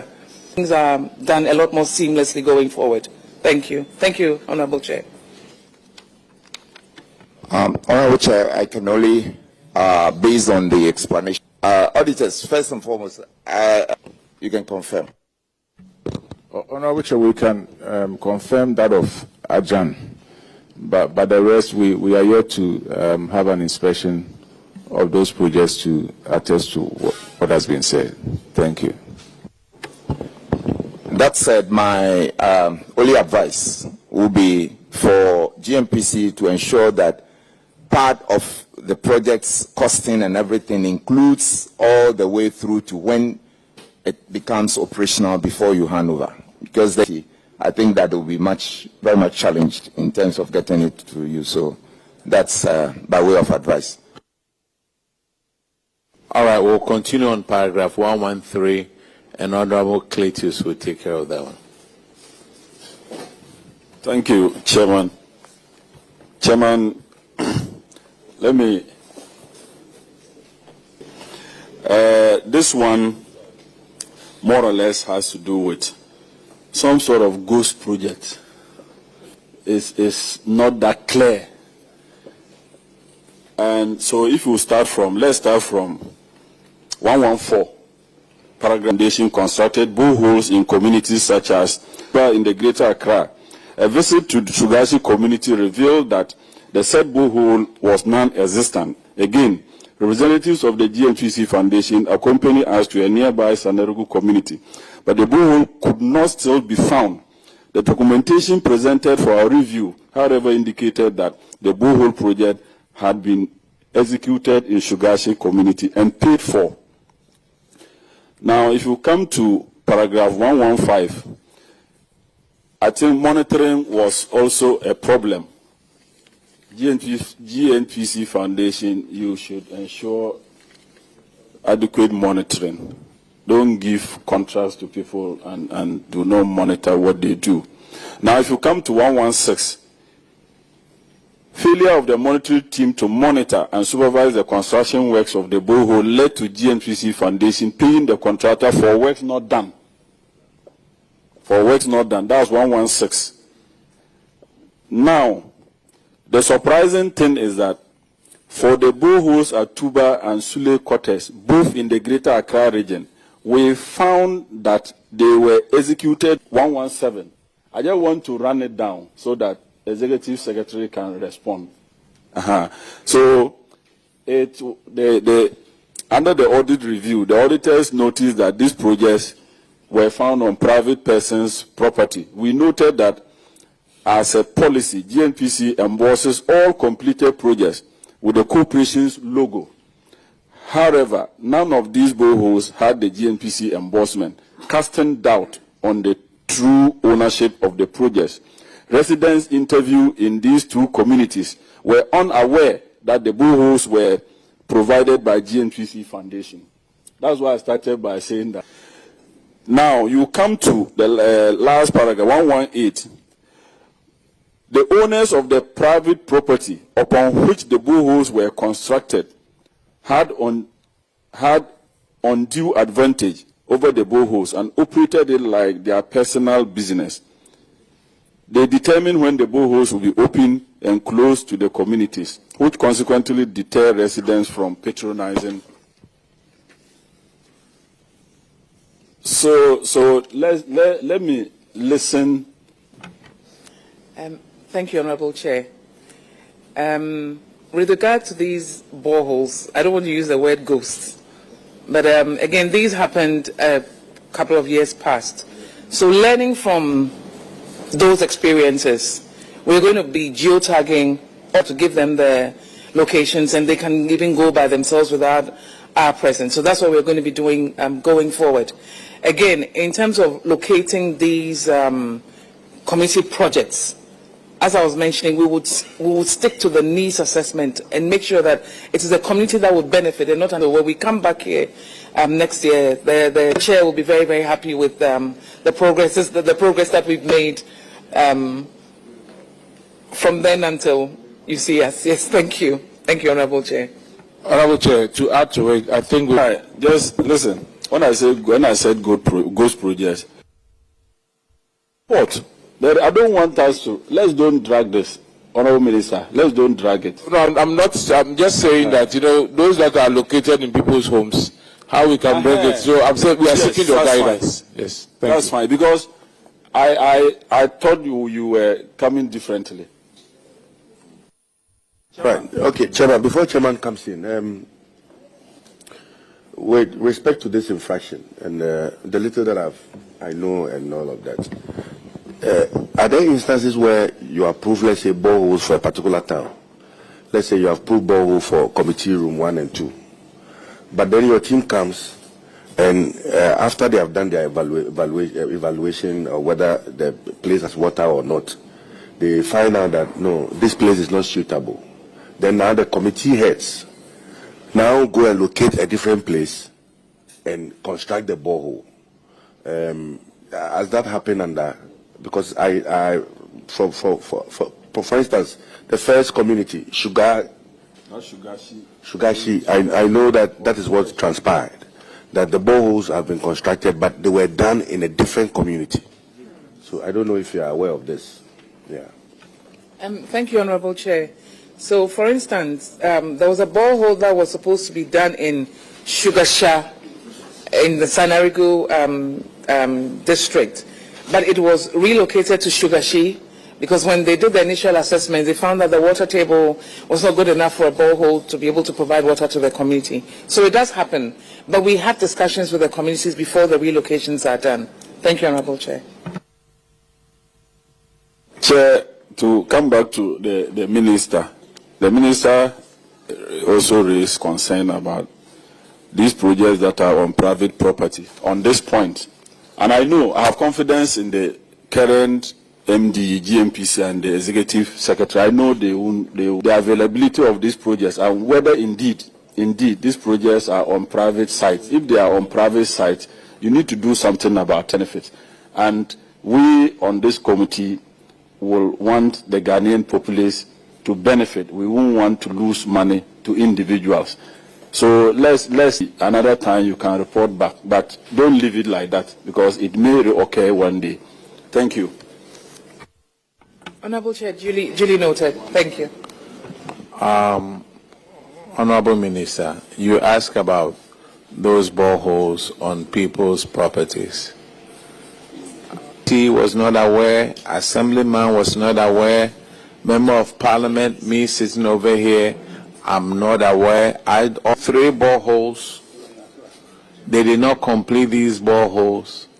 I guess the people didn't get paid, and then they left.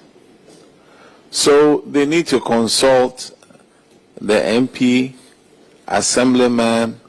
If nothing else, there is a MMDC is around. Consult them, and they may give you an idea. This one is somebody's land. This is not somebody's land, so that when it comes to you trying to identify your project, you'll be able to find it. But all these mistakes, nothing happens on my farm. Maybe they should make a mistake and dig a borehole on my farm too. Honorable Minister, you and your team, you guys are discharged. Thank you very much. Thank you, Mr. Chair.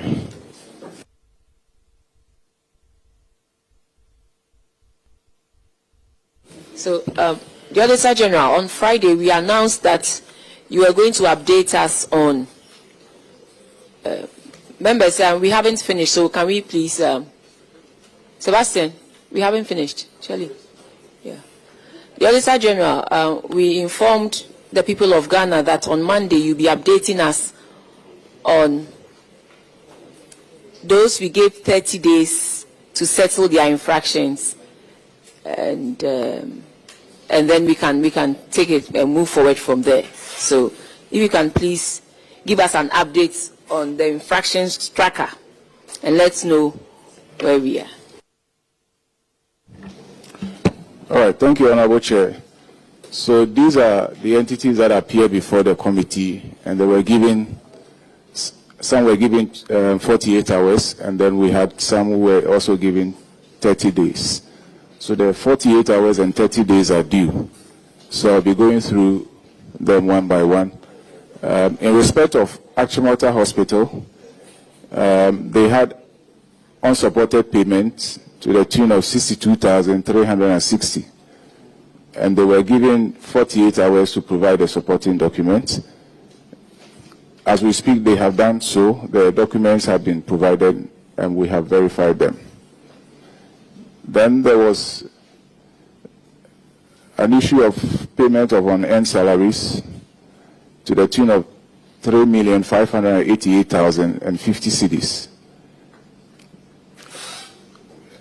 That infraction was cited in the name of Konfuanochi Teaching Hospital, but as we speak, that evidence, and that is in the name of the Western Regional Health Directorate. At the time they appeared before the committee, out of the 77,455, they had recovered 11,885. And they were given 30 days to recover the balance. That is also pending. They have not been able to recover. Which MDA is that, please? Regional Health Directorate, Western Region, under the Ministry of Health. Oh. And then we have Aguna East Health Directorate. The issue had to do with non-deduction of Tier 2 contribution. And they were given 48 hours to do that. As we speak, they are both Aguna East Health Directorate. Health non-deduction of Tier 2 contributions.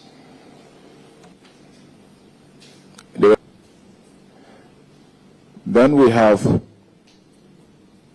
Amansia South District Education Directorate, Manso Edubia. The infraction was payment of unearned salary, and the amount was 175,395 cedis. They were given 30 days to recover this amount. As we speak, they have been able to recover 36,855, leaving a balance of 138,540. Then we have unearned salaries, Ghana Education Service, TEPA. They were also given 30 days. As at the time they appeared before the committee, the unearned salary was 30,186, and nothing had been recovered then, but leaving a balance of 15,202. Then we have unearned salaries in the name of Municipal Education Directorate, Jurapa. When the amount is 105,736. When they appeared before the committee, they had recovered 8,975.33.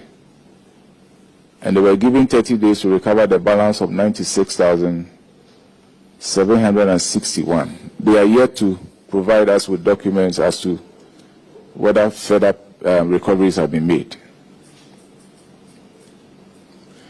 Then we have the same Municipal Education Directorate, Jurapa, overpayment of salaries. The amount was 29,458. And when they appeared, 255.33, with an outstanding balance of 13,202.67.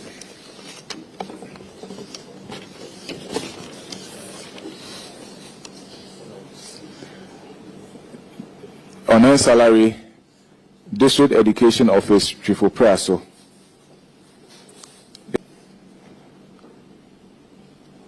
As we speak, leaving a balance of 8,270.09 at the time, balance of 4,591.